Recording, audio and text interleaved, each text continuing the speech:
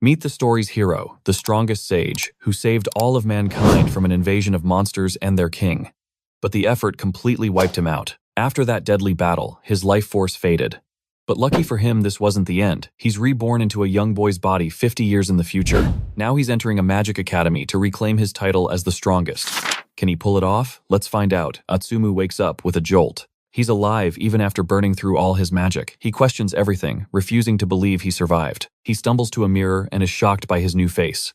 Just then, a doctor and nurse walk in, calling him Kusanagi. He's even more confused by this strange name. The doctor tells him to lie back down and tries to check his wounds. But when he removes the bandages, he's stunned to see our hero is completely healed. He can't believe his eyes. The doctor remembers the kid was in critical condition just yesterday, after a traffic accident left him unconscious. He wonders how the boy healed so incredibly fast. The doctor thinks it's like he was healed by holy magic. Kusanagi is totally lost hearing about some traffic accident. He just explains that his body can heal itself automatically with holy magic. He then asks the doctors if his mana has run out, but they have no idea what he's talking about. He tells them he was just in the middle of fighting monsters during the Great Calamity. The doctor and nurse just stare at him in shock. The doctor asks the boy if he remembers his name and what year it is.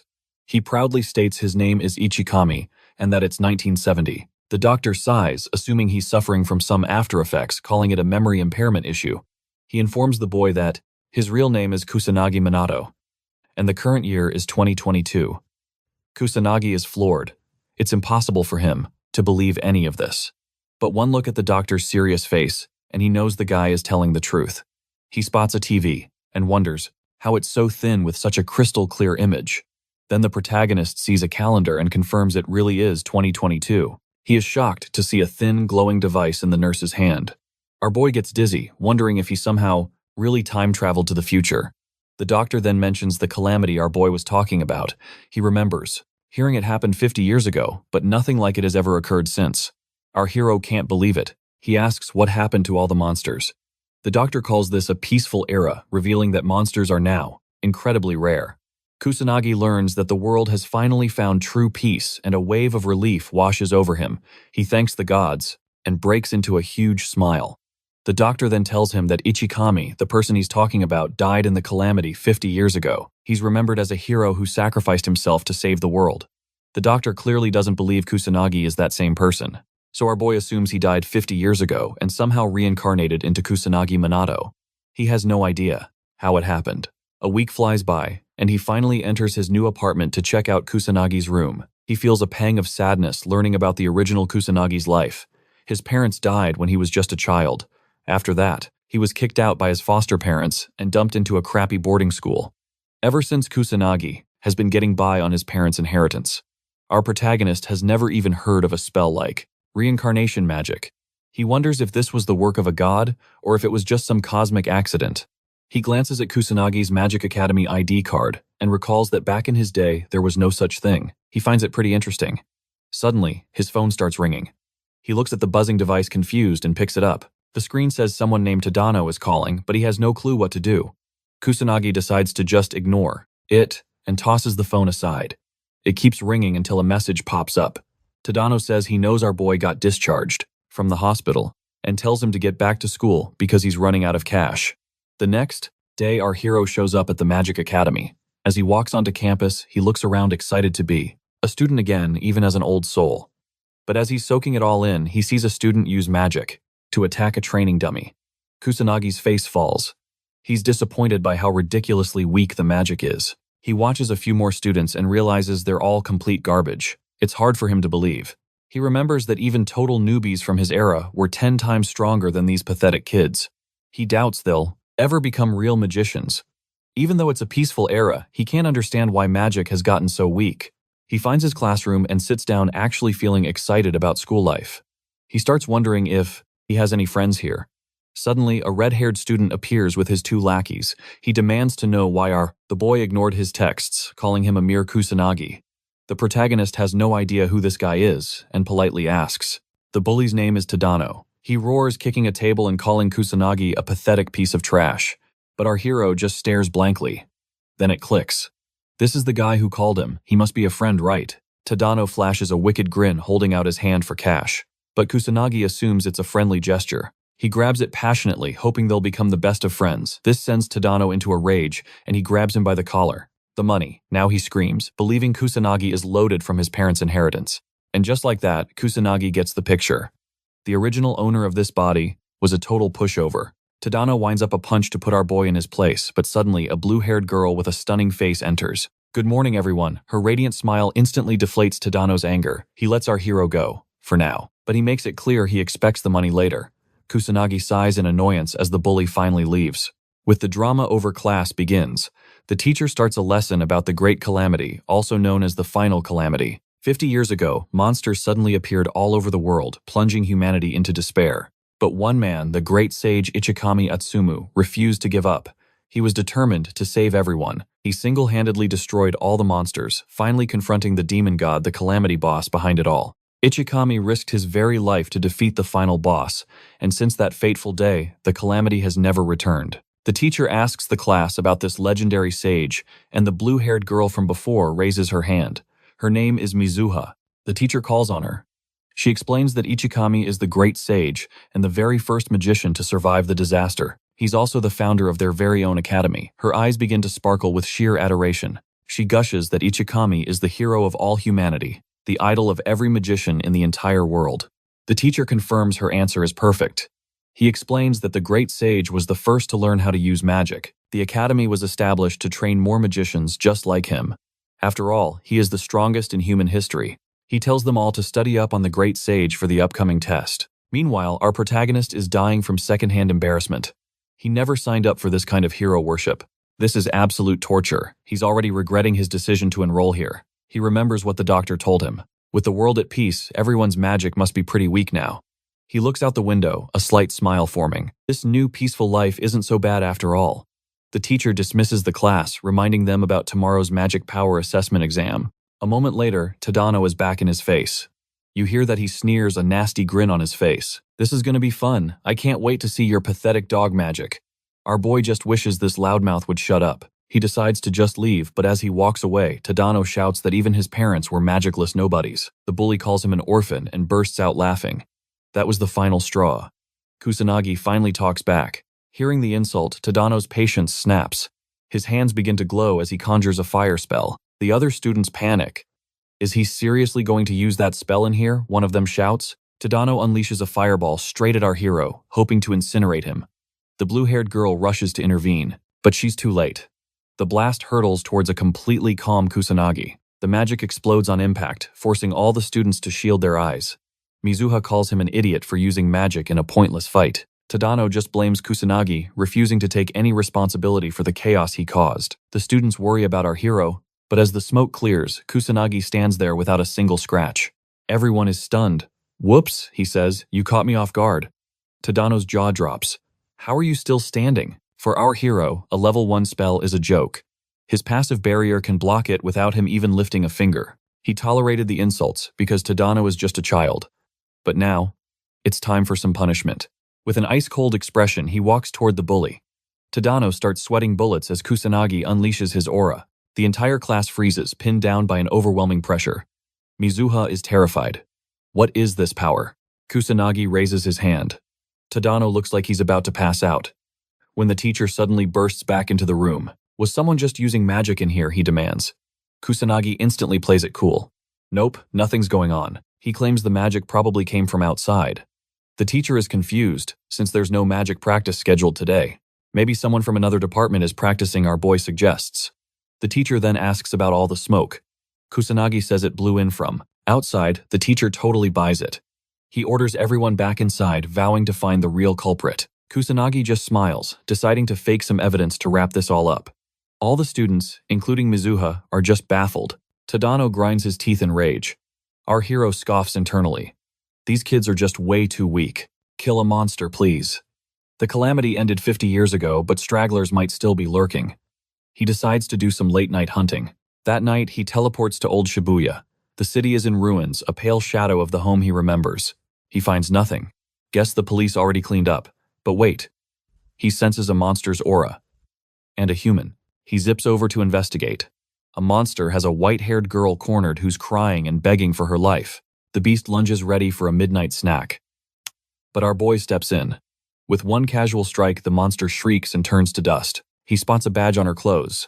A magician cop, huh? You should probably be more careful, he advises. She starts to thank him, but he's already vanishing in a flash of light. She's stunned, wondering who that incredible magician was. But how did he defeat it without chanting? Kusanagi is just glad his face was hidden. He doesn't need any attention, especially since he just got reincarnated. Still, a police mage almost getting eaten by a low-level grunt. How pathetic. It seems even the police are weaker now. He seriously doubts anyone in this era could defeat a real monster. The whole new generation, students and police alike, is laughably fragile. He smirks. It seems humanity needs its hero once again. Time to clean up the neighborhood. The next day at the academy, the teacher tells everyone to get ready. It's time for the magic power test. He hopes they measure everything properly, since it's super important for their careers. Our boy just sighs.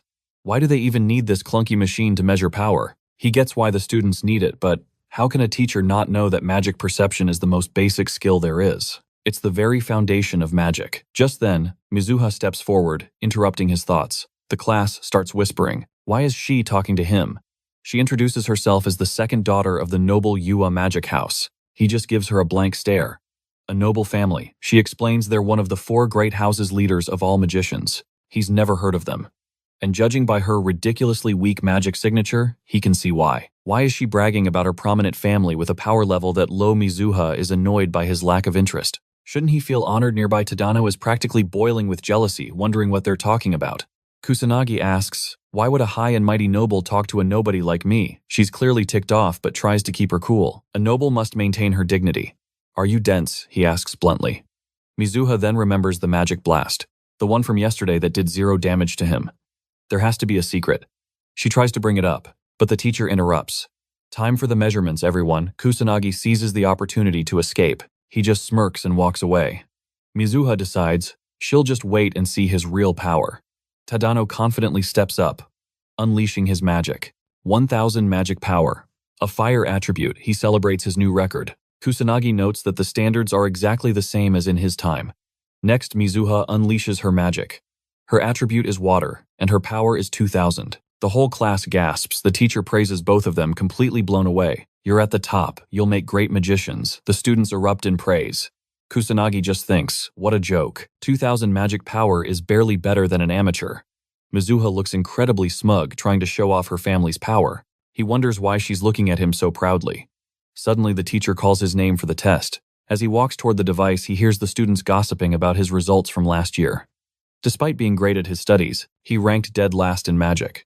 Tadano grins, looking forward to seeing him embarrass himself.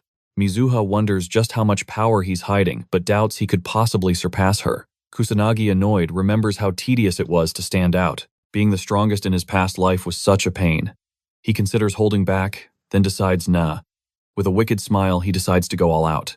He unleashes his power, challenging the machine to handle the might of the greatest sage in history. The device glows, and a massive pillar of light shoots straight out of the building. Mizuha is completely confused as the machine starts to go haywire. It glows brighter and brighter before a huge explosion completely shatters it. The students scramble to save themselves from the blast. Our hero is just disappointed the machine broke. I barely even tried, he thinks. He doubts any of his classmates could even sense his true power. The concerned teacher asks if everyone is fine. After they assure him they are, he asks Kusanagi if he's okay. You got lucky standing in the middle of that explosion. The teacher wonders if the machine just malfunctioned. The device fizzled out. Now the teacher's panicking. How can he possibly measure Kusanagi's power? Our boy just asks, what's the big deal? Turns out the teacher needed those stats to make teams for combat class, and now he's totally stuck. Without the results, he begs Tadano to take Kusanagi's group. Tadano smirks, seeing a golden opportunity. An opportunity to make our boy's life miserable. The teacher, completely clueless, is just relieved as the bully approaches Kusanagi. He grins, saying he can't wait for their class, his face twisted with pure evil. Soon they all arrive in old Shibuya. The teacher explains that monsters still haunt the ruins of the city, a leftover from the Great Calamity. Apparently, pro-magicians and police regularly patrol this abandoned city to hunt the remaining creatures. And now, for some bizarre reason, academy students are required to help out. The teacher tells them not to worry, though. He claims the pros have already handled the real threats. Our hero, however, wasn't expecting a field trip. He figures taking out a few weaklings should be easy enough in groups. Then, he gets a strange feeling. He remembers being here just last night. He senses a few monsters nearby, which is weird because he's sure he cleaned house. Yep, he definitely wiped this entire area clean. So why on earth are more monsters suddenly popping up? As he's thinking, he hears some girls turning this survival exercise into a competition. Seriously, our boy can't believe how carefree everyone is. Meanwhile, Mizuha watches his every move with intense curiosity. The teacher officially starts the class, hoping for some teamwork. Of course, Tadano immediately spots our protagonist. He struts over with his goons and warns our boy to stay put and not get in their way. Tadano makes it crystal clear if Kusanagi gets cocky like last time, he won't be holding back. Our protagonist is just confused. If they hate him that much, why not just ignore him? Tadano explodes, ordering him to shut his mouth. He then reveals his real beef. Why does a goddess like Mizuha talk to trash like Kusanagi? A light bulb goes off for our boy. Aha, so Tadano has a massive crush on Mizuha. Pointing this out just enrages the bully further, but our hero senses something else. The bullies power up their magic to attack, but he calmly warns them to stop. Tadano scoffs at the warning. He sneers that an apology won't work this time. Kusanagi just tells him to look behind him, but Tadano thinks it's a trick. Just some stupid ploy to save himself. But then he looks, and the entire group freezes, staring at a massive monster. They all break into a cold sweat. What in the world is a demon soldier doing in a beginner's area? His lackeys try to hype Tadano up, convinced he can beat it. He assures them he'll win, but the fear is written all over his face. He steps forward and unleashes his fire magic. A huge explosion rocks the area as the spell lands a direct hit. Tadano and his crew start to celebrate, but as the smoke clears, the monster is standing there without a single scratch. Not one. Tadano's face turns white. Our boy points out that his pathetic level 1 magic won't even tickle a demon soldier. As the monster stomps closer, the whole group completely falls apart, dropping to their knees and shivering. Tears well up in Tadano's eyes. Is this it? Is this how he dies? Oh, and he's also wet his pants. But just as he's about to be squashed, the demon soldier freezes. It senses our hero's power, looks terrified, and actually takes a step back. Kusanagi steps forward amused. The monster could instantly tell who the real boss was. He squares up to face it. He lets a tiny bit of his true power leak out. The monster freaks out, summoning multiple magic circles in a panic. Tadano and his group are sure Kusanagi is done for. They accept their fate as the monster unleashes its attack. It's a level 2 spell, Rock Break. A huge boulder hurtles towards our boy, but he just stands there smiling, completely unfazed. He casually conjures a level 1 spell, called Fire Arrow, and flicks it forward. His tiny arrow completely obliterates the rock, and it doesn't stop there. It slams into the demon soldier, causing a massive explosion. Tadano and his gang peek, and their jaws drop. The monster has been annihilated. Tadano's brain short-circuits. Did Kusanagi just do that? No way. It's impossible for a loser like him. But our boy calmly sets the record straight. He tells him that in his hands, even level 1 magic is enough to one-shot a demon soldier. Still, something feels strange. Why are these monsters appearing in Shibuya, especially since he personally cleared this entire area just yesterday? He wonders if it's a bad omen, a sign that a much bigger disaster is on its way. He thinks maybe he needs to take this situation seriously. Suddenly, he's hit with flashbacks of the destruction from his past life. He had to watch helplessly as so many people, including his loved ones, died before his very eyes. The memory makes him sad. He clenches his fist, his resolve hardening like steel. If the calamity is coming again, this time he will save humanity. The other bullies finally admit it. They saw Kusanagi wreck that demon soldier, but they wonder, is this the same Kusanagi they know? Tone smashes his fist into a wall in frustration. He's furious and has no idea what's going on. Meanwhile, Mizuha is watching from the shadows, shocked to learn more about Kusanagi. She whips out a level 1 magic, called Aqua Saucer, and easily one-shots a weak monster. Her classmates are floored and start showering her with praise, but she's just annoyed. She wonders why normal people get impressed so easily. It's obviously just because she's a genius. Suddenly, she spots Tadano's group. Mizuha tells her team to handle the rest and bounces, thinking Tadano is probably bullying the main character again, which sounds like fun. She dashes over so she doesn't miss the drama. She hides behind a wall and takes a peek. Mizuha's jaw drops. A demon soldier. She seriously doubts they can handle a monster like that. But even though she's terrified, the girl decides to help. She is, after all, from the Mizuha family. She's confident she can do something. Mizuha bolts toward the group, yelling for everyone to start running. Suddenly, a massive wave of fire magic erupts past her, slamming into the demon soldier. Kusanagi takes down the powerful monster in a single attack. Mizuha is completely stunned. Did he do that, she wonders, remembering. Kusanagi used to be a shy kid with trash-tier magic powers. The girl can't believe she's looking at the same person. She was watching him closely. There was no chanting at all. Mizuha can't understand how it's even possible. For him to beat a demon soldier with level 1 magic without a single spell chant, it's all too much for her to believe. She knows that every demon's strength is decided by the number of crystals on their body. This is also how the demon ranks are established. Magical beasts are rank 6, demon. Soldiers are rank 5, captains are rank 4, and generals take the 3rd rank. The demon king comes in at rank 2, and finally the strongest of them all, the demon god, is rank 1. These numbers are fixed for every demon, so any modern magician knows you need at least level 3 magic to defeat a demon soldier. She can't believe level 1 magic was enough to beat it. Kusanagi starts walking in her direction. Realizing there's no reason to hide, she peeks out again. He immediately calls her out for snooping around. She turns beet red and asks how he knew. Our boy thinks it'd be pathetic if he couldn't sense another mage. Now, Mizuha is just confused. He's disappointed that they really can't sense magic at all. The boy turns to walk away. She tries to stop him, but he doesn't even look back. Mizuha demands an explanation and chases after him, but finds the alley completely empty. From a rooftop, Kusanagi watches her run around, feeling annoyed as she tries her best to find him. He decides to scout for more monsters and confirms there are no demon soldiers left, but the number of magical beasts is still overwhelming. After seeing Tone's pathetic performance, he doubts the other students are capable of handling them. The main character decides it's time for a little pest control. His body begins to glow as he activates his magic. His senses stretch across the entire abandoned city, so he summons 2 magic circles and unleashes his level 2 magic Barret. Countless beams of light shoot into the sky and spread across Shibuya. Tadano and his group notice the light show, thinking they're shooting stars, but Mizuha recognizes it as magic and wonders who could cast so many spells at once. Somewhere in Shibuya, 2 students are surrounded by magical beasts. They're completely hopeless as the monsters close in.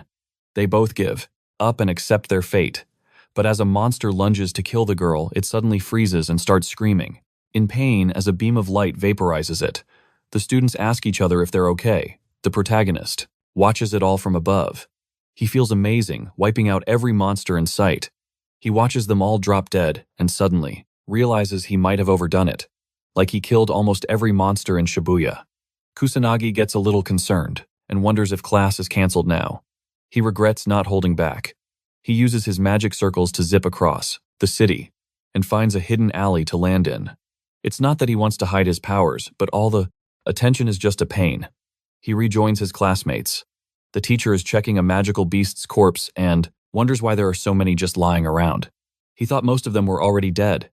He figures a skilled individual must have killed them, since one-shotting a monster isn't easy. He remembers the magic that obliterated the monsters. He knows firing that many magic bullets is a null attribute skill. Astonished, he admits he's never seen anything like it. He admits things would have gotten way out of hand without those magic bullets. 2 spells at once, the teacher's mind is blown. He knows if that number hits 6 or more, it's a level of magic no ordinary student could ever handle. The class starts freaking out, demanding to know why they nearly became monster food. The teacher bows his head in a full-on apology. He remembers the police promising most of the monsters were gone and curses himself for not double-checking. He sincerely apologizes for endangering every single one of them. A girl then asks, "Did someone come save us?" The teacher admits he has no clue. Not the cops, not an official mage. It must have been some illegal magician. He silently thanks the mysterious hero in his heart. Our boy just smirks, enjoying the indirect praise. He overhears a few students buzzing about his magic bullets, totally clueless. Meanwhile, Kusanagi is just glad everyone's safe, even the idiots who bully him. Tadano, on the other hand, is grinding his teeth. The whole gang of goons glares at our protagonist. Mizuha can't forget what she saw. Kusanagi taking down a demon soldier solo with just level 1 magic, followed by some crazy infinite spell. She wonders, could it be him? But fire and null are totally different attributes. No student should have both, not even Kusanagi. She shakes her head. Nah, impossible. It can't be him. Someone else must have cast that null spell. Still, she has no idea how he beat that demon soldier all by himself. Tadano's crew speculates he might be the guy behind the laser beams too. No way, Tadano barks, but his buddy reminds him Kusanagi did beat that demon soldier. Tadano completely loses it. Say that again and you're dead. His friends immediately clam up in fear. He absolutely refuses to believe a loser like Kusanagi could pull off something so amazing. He's convinced Kusanagi is hiding something. His lackeys agree, remembering what a total wimp he used to be. I'll prove it, Tadano roars, deciding he'll expose Kusanagi's cheating. He's gonna back him into a corner and force him to spill his guts. After, School Kusanagi walks out right into an ambush. Tadano steps up, cracking his knuckles. Bin, waiting for you. Our hero just looks annoyed. You should put this much effort into studying magic. You've got no room to talk, you cheater, Tadano sneers. Kusanagi has no idea what he's talking about, but Tadano is convinced he's using dirty tricks. Fed up with their stupidity, Kusanagi realizes talking is completely useless. Follow me, Tadano orders, then praises him for not chickening out. Kusanagi just sighs. There's no reason to run. Tadano doesn't buy it for a second and swings knowing Kusanagi won't use magic in a public place. The punch lands squarely on his face, but does absolutely nothing. The bullies swarm him, yet he just stands there, taking the hits. What's wrong? Tadano taunts. Can't do anything without your little magic tricks, he keeps punching, screaming that he'll kill Kusanagi even if he begs. Our protagonist is just so disappointed in them. Their pathetic attacks don't even leave a mark. His magic power creates an automatic physical defense. Annoyed, he decides to at least pretend it hurts to shut them up. Suddenly, a voice from behind calls out, "Why are you attacking him?" Tadano turns and sees Mizuha. He instantly gets flustered, trying to play it cool. We were just playing around." She's not buying his garbage excuse and calls him out for being a bully. She can't believe her own classmates are acting like this. Aren't you ashamed of yourselves? Tadano's face twists. This is all Kusanagi's fault. Now, Mizuha probably hates him. She grabs our protagonist's hand and starts pulling him away from the mess. Tadano sees her holding Kusanagi's hand and something inside him snaps. He's done being patient. The gloves are off. He prepares to launch a magic spell at our boy's back. Kusanagi can feel the killing intent. Tadano gets ready to end him and his goons power up. Their own magic. "Have you lost your minds?" Mizuha screams, but the whole group unleashes a fire blast right at the protagonist. Mizuha knows how deadly that is and tries to shield him, but she's too slow. He takes the full force of the attack head-on. Tadano cackles, positive that no cheap trick could possibly save him now. "Did we kill him, one of his lackeys?" nervously asks. "Don't be an idiot," Tadano scoffs. He already has a cover story. "We were practicing magic, and it got out of control. Kusanagi was just caught in the crossfire, an unfortunate accident. His lackeys still think they went too far." As the smoke clears, Kusanagi's voice cuts through. "I was trying to be patient. You're all just a bunch of brats. But some levels of stupidity can only be cured with a good old-fashioned beatdown." Now he's ready to teach them a lesson. Tadano's jaw drops. He's alive. After taking that much magic head-on, Kusanagi's eyes turn cold. "You all shouldn't have done that." Dragging Mizuha into their petty squabble, he wondered just how scummy they could be. Tadano completely loses it, blaming them both. He screams that they'll regret ever making a fool of him, summoning another magic circle to prove his point. The declaration is made, they'll keep attacking until Kusanagi is nothing but a memory. In response, our boy summons a tiny magic circle. The bullies howl with laughter, calling it pathetic. Assuming he's bluffing, they unleash a full-blown, coordinated attack. This was meant to be the final blow. Instead, the protagonist activates Magic Drain and sinister green tentacles erupt from the circle. They instantly wrap around the entire gang. Pure terror fills their eyes as they struggle, but it's completely useless. Their energy gets siphoned away, and the bullies drop one by one. Tadano and his lackey go limp. Kusanagi looks disappointed. He genuinely expected them to last a little longer. He hopes they use their nap time to reflect on their terrible life choices. Mizuha is completely bewildered. Did she really just see magic? She's stunned to see the whole gang unconscious. She has no idea what just happened. Kusanagi gets up to leave, but Mizuha quickly steps in his way. She demands to know what that was, remembering he couldn't cast a single spell just a few days ago. "Just who are you?" she asks. Our protagonist, annoyed by the 20 questions, turns it back on her. He suggests she find a better hobby than asking him weird things. At that, Mizuha starts to blush, remembering her manners. She thanks him for the rescue, then immediately asks him to answer her questions, only to find that he's vanished. So embarrassing. Why does he always ditch her? Later that night, Kusanagi heads back into Old Shibuya, using magic to navigate the rooftops. He'd felt a dark presence during the day and decided to check it out. Just as he thought, more monsters have appeared, even though he cleared the area hours ago. He feels this is a bad omen. If the monsters are only in Old Shibuya, he's confident he can handle it. But his senses are picking up more threats in other places. This is way too much for the police, and there are hardly any decent magicians around. He doubts he can fight off monsters all over the country by himself. For a moment, he doesn't know what to do, so he decides to make a plan. Step 1. Wipe out all the monsters in Old Shibuya again, this time while staying hidden. He He fires off his magic bullets, taking out multiple creatures at once. Just then, a drunk man stumbles into the danger zone. A monster lunges at him from behind, but it's instantly obliterated by the protagonist. The guy notices a flicker of movement, but just blames it on the booze and walks away.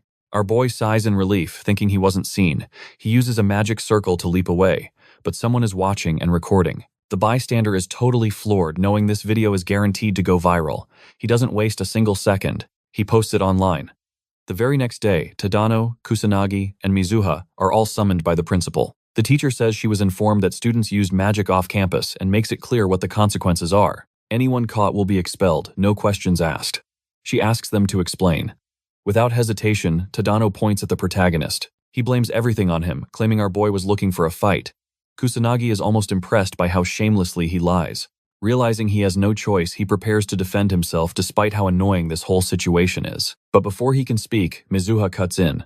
That's a complete lie, she declares, defending Kusanagi. She reveals that Kusanagi was the one being bullied, and Tadano's crew were the ones who attacked him with magic first. The teacher listens carefully. Realizing our boy also used magic, she correctly labels it self-defense. It wasn't his fault. He had no other choice. Kusanagi is genuinely surprised by her support. Tadano tries to claim they're innocent too. But Mizuha immediately shuts him up, calling him out for his pathetic behavior and for bullying Kusanagi. And then you try to blame him when you get caught. Have you no shame? She exclaims. Tadano snaps back, calling the protagonist trash who doesn't belong at their school, justifying his actions by saying he was taking out the trash. Mizuha retorts that he's the only trash unworthy of the academy. Still arrogant, Tadano claims he's at the top of the class, the only one worthy to stand by her side. He says Kusanagi doesn't deserve it. She has no idea what he's even talking about. Tadano warns her to open her eyes and become his woman. Disgusted, she tells him there's absolutely no chance she would ever choose trash like him. Tadano is floored by the rejection.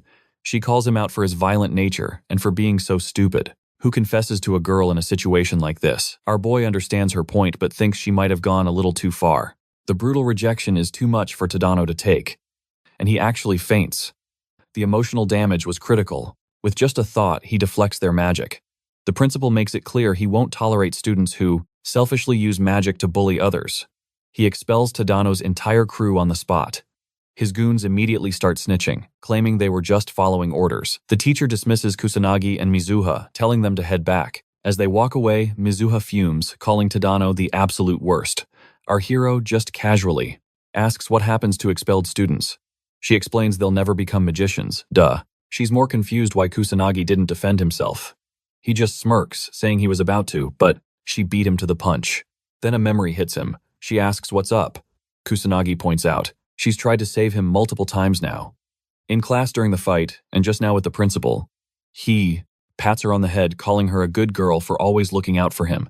Her face instantly goes nuclear red. Flustered, she yells at him to shut up and bolts for the classroom. Kusanagi just smiles, watching her go. He figures the old Kusanagi is gone and he's been reincarnated. Was the original bullied to death? Or was it really a car accident? He doesn't have answers yet, but seeing those bullies get justice feels pretty darn good. A problem solved. Meanwhile, the principal briefs 2 senior students on the incident. A little fight broke out, some magic was used in public, but hey, no one got hurt. The senior wonders why she was even called here if everything's handled. The principal then drops the name. One of the students involved was Yua Mizuha. The blue-haired girl gets it immediately and thanks him. He asks her to send his regards to her father. She tells him not to worry, revealing her family is looking to invest in the school. As she leaves, the principal ponders if Kusanagi is secretly a monster. Taking on multiple mages at once is basically impossible for a student, unless of course they're hiding some ridiculous power. He asks if Kusanagi could be stronger than them, but the blue-haired girl says, no way. Still, her curiosity is piqued. She wants to meet this boy herself to see what he's made of. She muses that her little sister might get expelled depending on how capable Kusanagi really is. This is Mizuha Ruka, a 3rd year, and her friend is Katsuragi Ryuji, also a 3rd year. Back in class, Kusanagi is bored now that life is peaceful again. He overhears classmates gossiping about a black mage and wonders if it's connected to those magic nobles he heard about. He decides not to care for now. Just then, the teacher calls Kusanagi out for his magic assessment. He explains that students who missed the first test can finally take it now. Mizuha's ears perk up. Finally, a chance to see our boy's true power. But then she freezes. Her older sister Ruka and Katsuragi just walked into the room. What on earth are they doing here? The teacher calls Kusanagi's turn, telling him to begin the magic power test. Our hero remembers totally wrecking the machine last time, so he decides to play it safe and hold back. A lot. He channels his magic, but his body suddenly protests. A wave of fatigue hits him and he starts gasping for air. The teacher asks if he's all right, then glances at the machine, and his jaw drops. Mizuha and the teacher stare in shock, because for some reason his attribute is none and his magic power is a pathetic 100. A smirk spreads across Katsuragi's face. Two students start mocking him. The lowest score in their year, he's a useless dud with no attribute. Katsuragi scoffs, figuring the principal's story was just a tall tale. No way this kid beat a bunch of delinquents by himself. Ruka, looking utterly disappointed, decides to leave. There's nothing to see here. The other students whisper that Kusanagi is winded from just the assessment. Well, with a magic level that low, it makes sense. The teacher tries to cheer Kusanagi up, saying, power level isn't everything. But Mizuha isn't buying it for a second.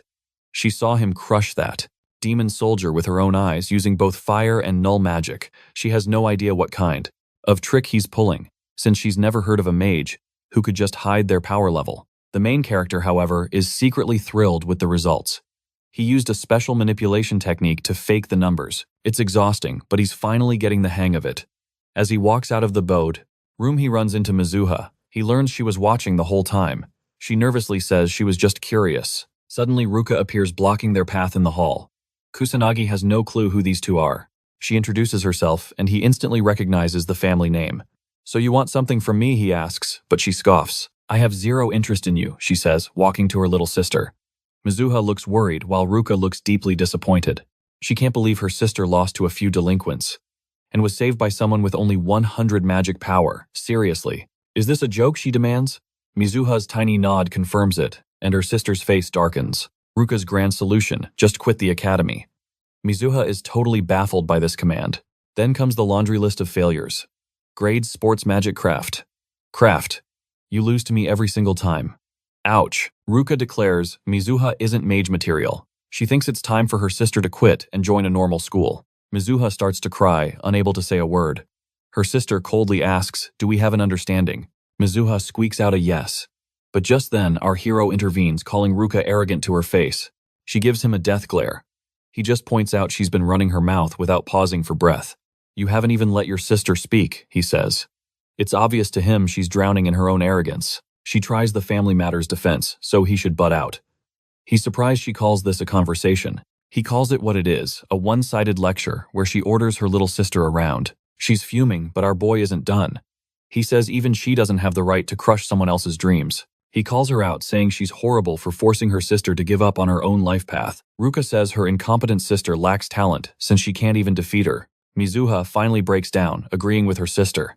She doesn't believe in herself anymore. She tearfully admits she was just lying to herself, pretending she had the talent to be a mage. But Kusanagi just smirks and says, oh, you can definitely win against Ruka. Now everyone's confused. Are you challenging me? Ruka asks. He requests some prep time since winning right now is impossible. Ruka grants them 2 weeks, proposing a 2-on-2 magic duel. He's surprised but agrees to her nonsense. He turns to Mizuha with a winning smile and asks if she's in. Her crying immediately stops. Mizuha's eyes fill with determination. She agrees to take on the challenge. With the terms set, Kusanagi states that if he wins, they never bring this up again. Ruka bets her sister will have to leave the academy if they lose. She warns them she won't be holding back. Later on, the rooftop, Mizuha and Kusanagi meet. She asks for his help, hoping he can teach her. She wants to learn more about magic to improve quickly. He finally gets why he was summoned up there. He plays dumb, asking if she's sure about learning from trash like him with his magic power of 100. She's not falling for it. She already knows he's hiding his real power, believing he's much stronger. He sees she's not backing down. She assumes he has a plan, which is why he challenged her sister. The truth is, he knows Ruka is a control freak. It's in her nature, which is why he provoked her. But there's no way he can tell that to Mizuha. She bows low, begging for his help. He gives up and agrees to help her get stronger. She asks again just to be sure. He warns her, though. His training methods are intense, and there's no quitting once they begin. She agrees to all his conditions in a heartbeat. He finds it impossible to decline when she's trying so hard.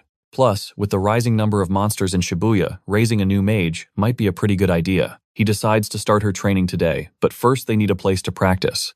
Mizuha starts blushing. She shyly invites him to her place. He's stunned when they arrive at a gigantic mansion. She thinks it's normal since her father is a noble mage. Then Mizuha remembers something important. This is her first time ever inviting a guy to her house. She wonders if he thinks she's weird despite her pure intentions. Kusanagi suggests they start snapping her out of her daydream. He addresses her as Yua, and the girl becomes flustered hearing her first name. He explains he's just trying to avoid confusion, since her sister also uses the name Mizuha. She looks a little let down. He asks if she has a different name in mind, but she agrees to Yua. So, the training begins. The first question he asks is about her magic power. She thinks it's an easy one, and confidently answers. He asks her about incantations, the very energy used to cast magic. Yua confidently claims it's just a program that automates attacks. He then asks if mana can be increased. She scoffs, saying it's fixed at birth and caps out at a certain age. Yua beams proud of her textbook perfect answers, but he just gives her a look of pure disappointment. Every single word you just said was wrong. She immediately tears up. Are you calling me an idiot? The protagonist sighs, genuinely feeling bad. Just how foolish have mages become. It's only been 50 years, but the decline is staggering. He begins his lecture. Mana isn't just inside your body. It's everywhere, woven into the very fabric of nature. And spells, they're just tools to help shape it. Most importantly, yes, your mana can be trained and increased. She can't believe it, calling it all a lie. That would go against everything the Academy teaches. If that were true, she cries, it would flip the entire magic world upside down. He just shrugs. Believe it or not, I don't care. He's going to teach her these 3 core truths, starting now. Sit down, he orders. I'm about to. Push my own mana into your body. Tell me when you feel something. Yua is stunned. You can actually sense mana. He's blunt. If you can't even feel it, you'll never get stronger. Close your eyes. He places a hand on her and releases a trickle of his power. Nothing. She feels absolutely nothing. He pushes out even more mana. How can she not feel an amount like this? Finally, Yua gasps. My back. It's getting hot, he nods. That sensation is called mana perception. A light bulb finally goes off in her head. He tells her to burn that feeling into her memory. Detecting mana is the first and most crucial step. It's in nature too, he explains. Your first task is to find it. She grins, her confidence returning. Don't worry. As the noble daughter of the Mizuha family, I'll master this in a heartbeat. Our boy isn't so sure. If she couldn't even feel the mountain of mana, he just pumped into her. He's got his work cut out for him. Maybe she just isn't cut out to be a mage. 1 week later, Yua is in tears. I still can't sense anything. She wails, being a total disappointment. The protagonist is floored. An entire week for something so basic. Even with all her hard work, he concludes, she's just incredibly dense. With no time to waste, he decides to give her another jumpstart. He places his hand on her back again, unleashing his power. Yua, open your eyes. She does hesitantly, and her jaw drops. She can see it. A shimmering aura of magic clinging to her body. A huge smile spreads across her face. So, this is Mana. Yua is absolutely amazed by her newfound sight. For fun, she tries to measure Kusanagi's power level. But she can barely sense a single drop of mana from him. How is that possible? He praises her effort, but she puffs out her chest. Of course, I am a genius after all. With her perception finally unlocked, he announces their next lesson, mana control. He explains how to use the exact right amount of power for every spell. Efficiency is everything. She needs to push her mana reserves to their absolute limit. That's how you force them to grow stronger after recovery, he figures. She can handle it now that she can actually see her own magic. He knows what he's teaching is the complete opposite of the Academy's curriculum, but he couldn't care less. But Yua smiles brightly. I believe you, she says. I don't doubt you at all anymore. He's glad to see her attitude has changed. It's time to begin the next phase. Step back, he says, getting into a fighting stance. Let's see what you've got. She grins, her eyes sparkling with excitement. I was hoping to see your real power. Yua unleashes a level 1 aqua sorcery, hurling water projectiles at him, but our boy deflects every single one without even moving. The girl is shocked. How did you? A simple level 1 barrier, he states plainly. Using non-attribute magic. He looks at her unimpressed. If you can't even break a barrier, this week, you have 0 chance of beating your sister. Desperation fills her eyes and she starts, mindlessly launching ice bullets. He sighs. You have to move while you attack. Don't just stand there. We'll get her crushed by any capable mage. Frustrated, she just spams more attacks, but eventually runs out of steam and gives up. He explains that burning so much mana without any control is just dumb. If she can learn to adjust her power output for each spell, she'll finally be able to attack without any chanting. Kusanagi tells her to watch closely, then demonstrates. He hurls a fire blast at a training dummy, then another showing her the difference in his mana usage. She gets it now. Her magic output is a tiny spark compared to his bonfire. He tells her that's right. If she masters mana control, she won't ever need incantations again. She finally understands that chanting isn't a requirement for spells. He confirms it. Her first step, he explains, is to shorten her chants. Once she learns to adjust her magic, the chants become totally useless. He figures if she can even just shorten them for now, it'll save her a ton of effort and mana. That alone will make her magic craft a whole lot stronger. He then orders her to get up and fight him again. She thinks it's way too soon, but he just calls it a waste of time otherwise. With a chilling look, he tells her to train like her life is on the line. She's so terrified by his words that she just collapses. He asks if she's okay, then adds that this will be their daily routine from now on. He doesn't even notice she's completely zoned out. That night, our boy heads into Harajuku. He recently sensed a few monsters in the area and came to investigate. Even though he keeps wiping them out, for some reason, their numbers never seem to drop. Suddenly, he spots a magical beast attacking someone. He wastes no time and dashes toward the kid, arriving just in time to one-shot the monster effortlessly. The main character asks the little girl if she's all right. But instead of a thank you, she starts snapping pictures of him. He quickly makes a run for it, wondering why she just took photos instead of showing any gratitude. He figures there's definitely something wrong with kids these days. He makes a mental note to cover his face better next time and disappears. The next day, training with Yua begins again. She hits the dirt almost instantly, completely exhausted. The days until their duel are ticking down. He admits her progress isn't bad, but she's still leagues behind Ruka in pretty much everything. At this rate, she has zero chance of winning. He tells her it's okay if she wants to quit now, but she struggles back to her feet, saying she's been compared to her sister her entire life. She's been forced to give up so many times because she could never beat her sister. But this time she's determined to see her magic craft through and will never give up on it. He makes it clear that her current self won't win, but she just tells him to be even stricter. He agrees, deciding it's time to stop holding back. She's actually happy to hear this and gets ready to fight.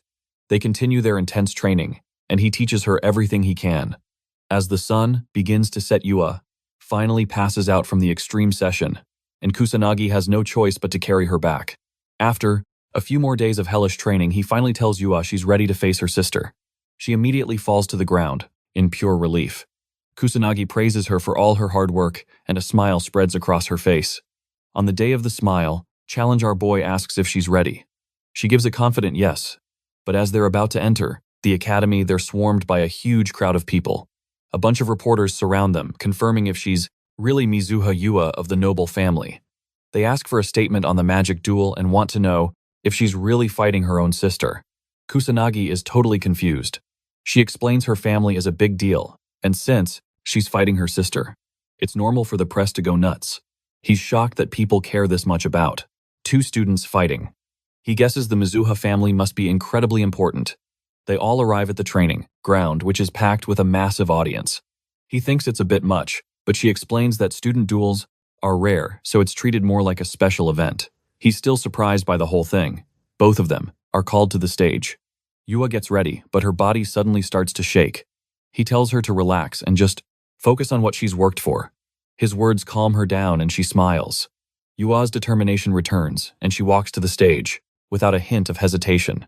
She thinks to herself that he's a mysterious person whose words always manage to reach her heart. Yua and Ruka finally stand face to face. Ruka seems surprised that her little sister didn't just run away. Yua confidently confirms she's not going anywhere.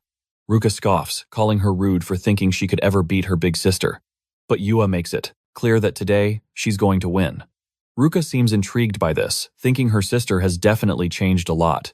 For the past 2 weeks, Yua knew her sister was strong, but she just realized the power gap was an absolute chasm. Still, she believed in herself, ready to claim that victory. The duel officially begins. Yua doesn't hesitate, throwing out her magic circle immediately. She's got to end this quick.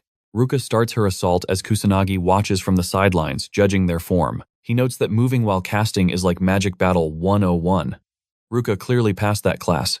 Yua, however, got so nervous, she completely forgot the basics and just stood there like a statue. So much for her chanting speed advantage.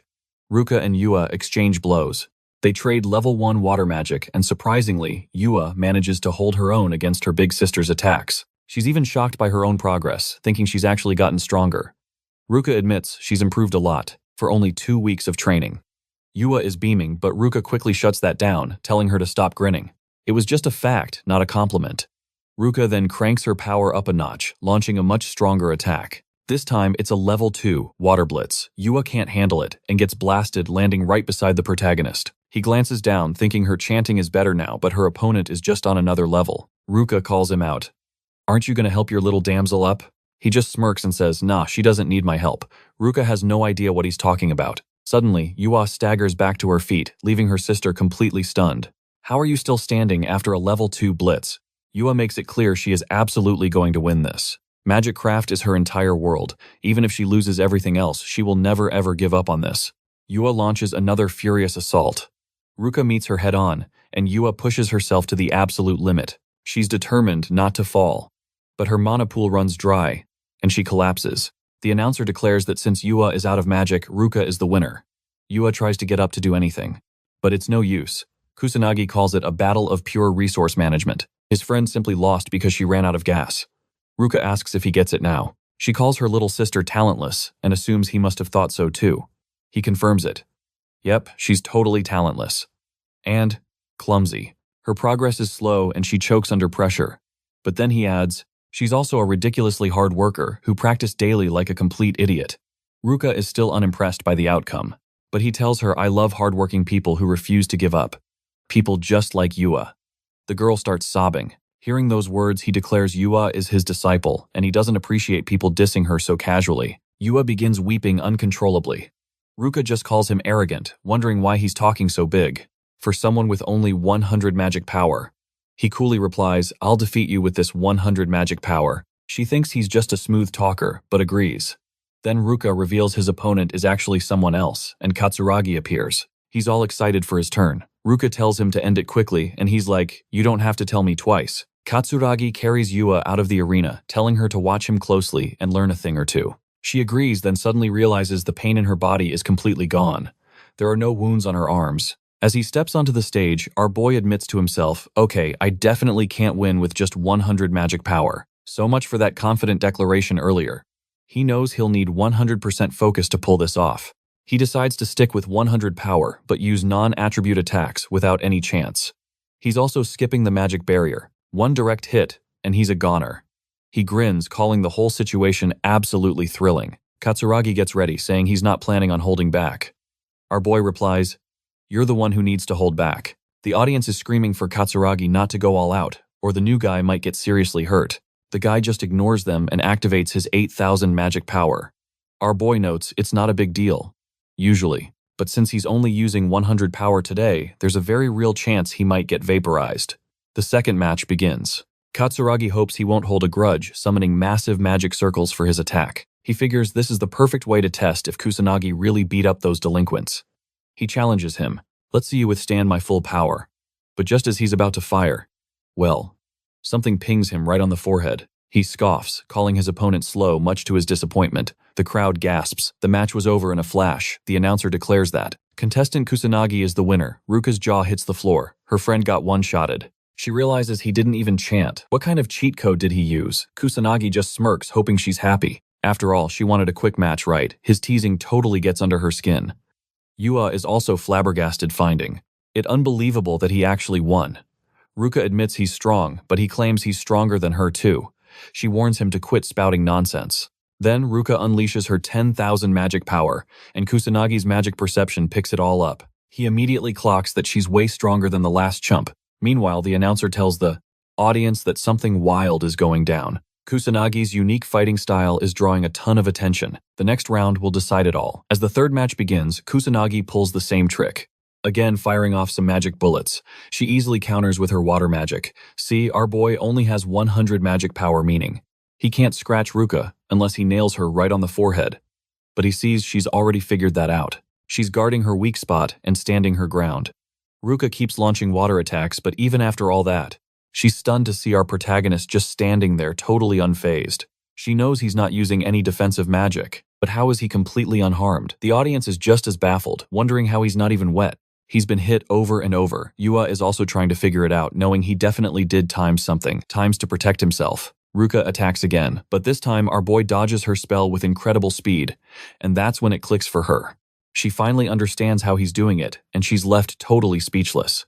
Yua realizes a magic attack can be negated by another one. Even with a massive power gap, you can still cancel out damage. Everyone knows that's the only way to come out unscathed. Ruka grinds her teeth in frustration. Her level 2 techniques have varying speeds and mass, making them almost impossible to dodge perfectly. She just can't understand why this guy is standing there so fearlessly against her powerful spells. Kusanagi, of course, knows exactly what she's thinking. He thinks to himself dodging magic is easy if you can sense it properly. But it does take a whole lot of guts.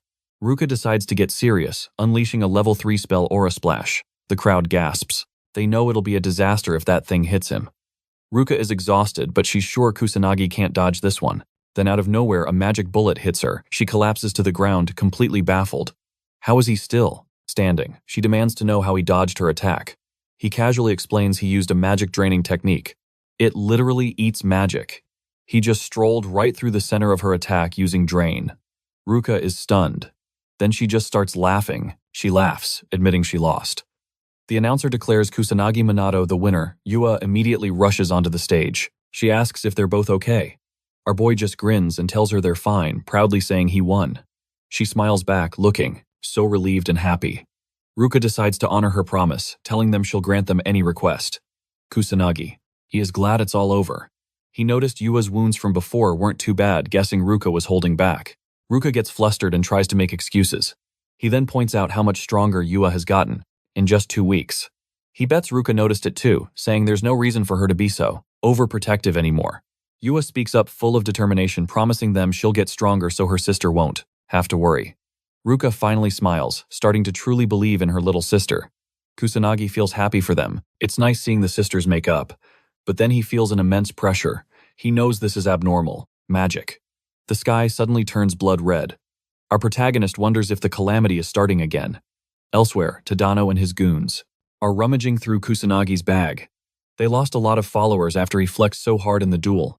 His lackeys report that his bag is full of nothing but textbooks. Tadano calls him a nerd and gets frustrated. He's positive Kusanagi is hiding something. There's no way a trash-tier student like him could use such powerful magic. One of the flunkies glances out the window and starts freaking out. Tadano wonders what he saw and goes to look. They all see the ominous red sky and have no clue what's happening. One of them guesses it's the calamity, but Tadano isn't so sure. He doesn't think it's the real deal. Back at the training grounds, our boy is getting worried as he stares at the red sky. He wonders why he can sense such powerful unnatural magic. He suspects it might actually be the calamity. Everyone around him starts to get nervous. Soon the entire audience is panicking. They're all asking what's going on. One person says it can't be the calamity. What is happening? Kusanagi's blood ran cold. He couldn't believe a calamity was erupting out of nowhere. Was this connected to that weird energy he sensed in Shinjuku? The first calamity also struck there. Was this a twisted coincidence, or was Shinjuku the key to everything? Portals ripped open, spitting out grotesque magical beasts. The students screamed in absolute terror. The teacher yelled for calm, trying to lead an escape route. But Kusanagi, he was already on the move. Multiple magic bullets instantly vaporized the monsters. Amplifying his voice, our hero gave his own orders. Everyone chill. These are just the small fry, since this is just the beginning of the calamity. Don't worry, just use your brains and follow my lead and we'll all get through this just fine. He ordered them to the gymnasium in groups, stressing that going solo was a death wish. He told Ruka and the others to get going too. The teacher asked what his plan was.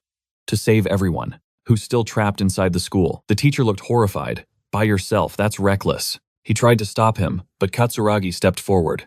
He won't be alone. I'm going with him. Though worried sick, the teacher remembered Kusanagi's power and had no choice but to let them go. Just don't overdo it. Stay safe. Katsuragi smirked. We're not planning on dying today. He looked to our boy for confirmation, but Kusanagi just shrugged it off and told Yua he was heading out. Her face filled with concern. Please, be careful. And with that, Katsuragi took off. I'm going first, Junior. His speed was insane, covering 100 meters in only 10 seconds. He taunted. Think you can keep up. Kusanagi just summoned his magic circles and zipped forward, leaving his senior completely stunned. Looks like I'm the one going first. Katsuragi clicked his tongue. So, he's fast, but speed alone is useless. He decided to observe our protagonist. What kind of power was he hiding? Time to find out. Kusanagi's perception skill detected 58 magic users inside. But he had a hunch. There might be people with zero magic power. If he was right, he had to sweep the entire school. Just in time, he crashed through a classroom window as beasts attacked, some students unleashing his magic. His magic bullets took them all out effortlessly. The girls stared in awe. A monster tried a sneak attack from behind, but he dispatched it without even looking. Not even fazed. Katsuragi finally caught up, panting. "Are you okay, Kusanagi?" Simply left to continue the rescue. "Hey, it's dangerous alone," Katsuragi yelled, but our protagonist was already a blur in the distance. Was I just a burden, he wondered? I guess I'm not that useful. He still couldn't believe it. That kid defeated a magical beast like it was nothing. Just who in the world, times is times he. Kusanagi sped through the halls. Sure, he could nuke all the monsters at once with his magic, but inside a school he'd risk hitting a student. So he had to hunt them down one by one. That meant chasing them himself, using low-grade magic to avoid any friendly fire. What a pain. He burst into another classroom, saving a few more students who were clinging to dear life. After wiping out the monsters, the students thanked him profusely. But he had no time to waste. He couldn't personally escort everyone. He had to trust they'd run for the gym. Meanwhile, Katsuragi saved a group himself. "I'll handle this. You guys get to safety," he yelled. But then one student pointed at the sky. Katsuragi looked up, confused, and saw students floating gently down inside giant bubbles. "What is he doing now?" he muttered, questioning the kid's identity for the 100th time. Our boy was sending rescued students to Katsuragi via magic bubble, figuring the guy was a good babysitter. But then he sensed something.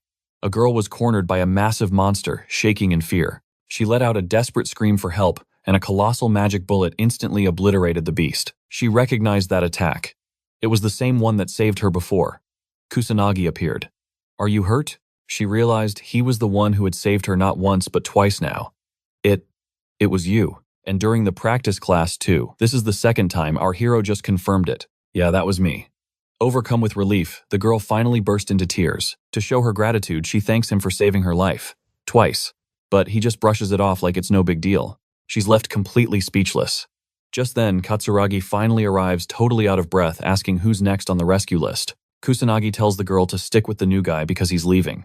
She tries to get him to stay, but he's already gone. He completely ignores her, leaving her worried while Katsuragi just stares blankly. But our boy has his reasons. There are still countless people trapped inside. He can't afford to wait for the cops to show up. He knows time is running out. He has to save everyone, and he has to do it now. Meanwhile, at the Prime Minister's office, the Prime Minister learns the Kamui Magic Academy is being hit by the calamity. His men are baffled. Why is this happening? It's been 50 years since the last calamity. Since then, it's been nothing but peace. They urge the Prime Minister to devise a plan, wondering if their country is just plain cursed. He informs them of the situation. The Beast Countermeasure Division, the police, and the magic nobles have all been mobilized. The GSDF has also begun preparations. But his men point out a critical flaw: they only have self-defense forces. They're trained for disasters, not actual combat. They have no real mages who can fight these monsters head-on. The Prime Minister sighs. He already knows this all too well.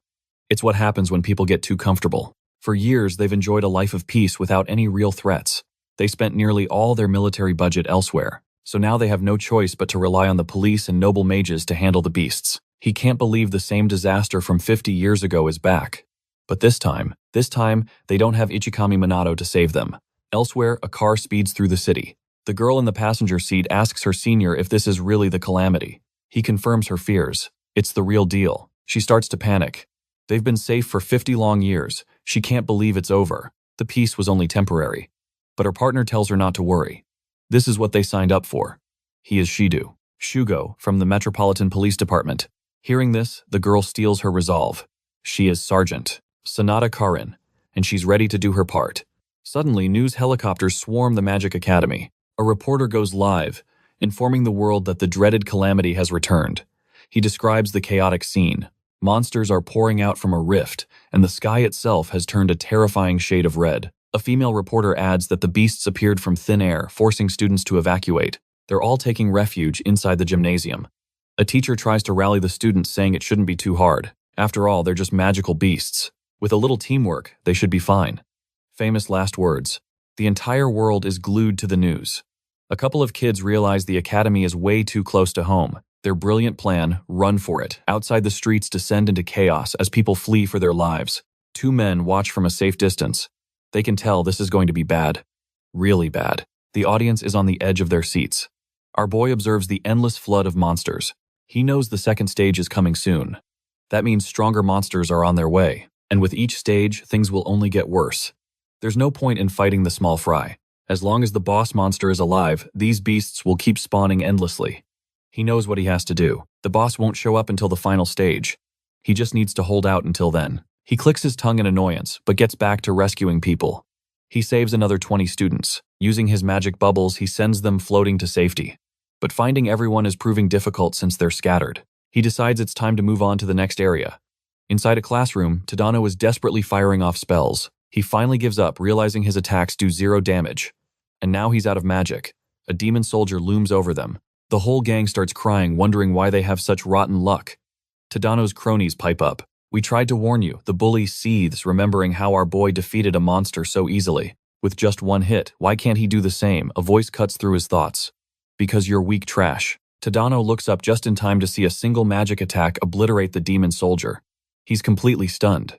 Then Kusanagi calmly walks into the room. Our boy turns to leave, but Tadano yells out in frustration.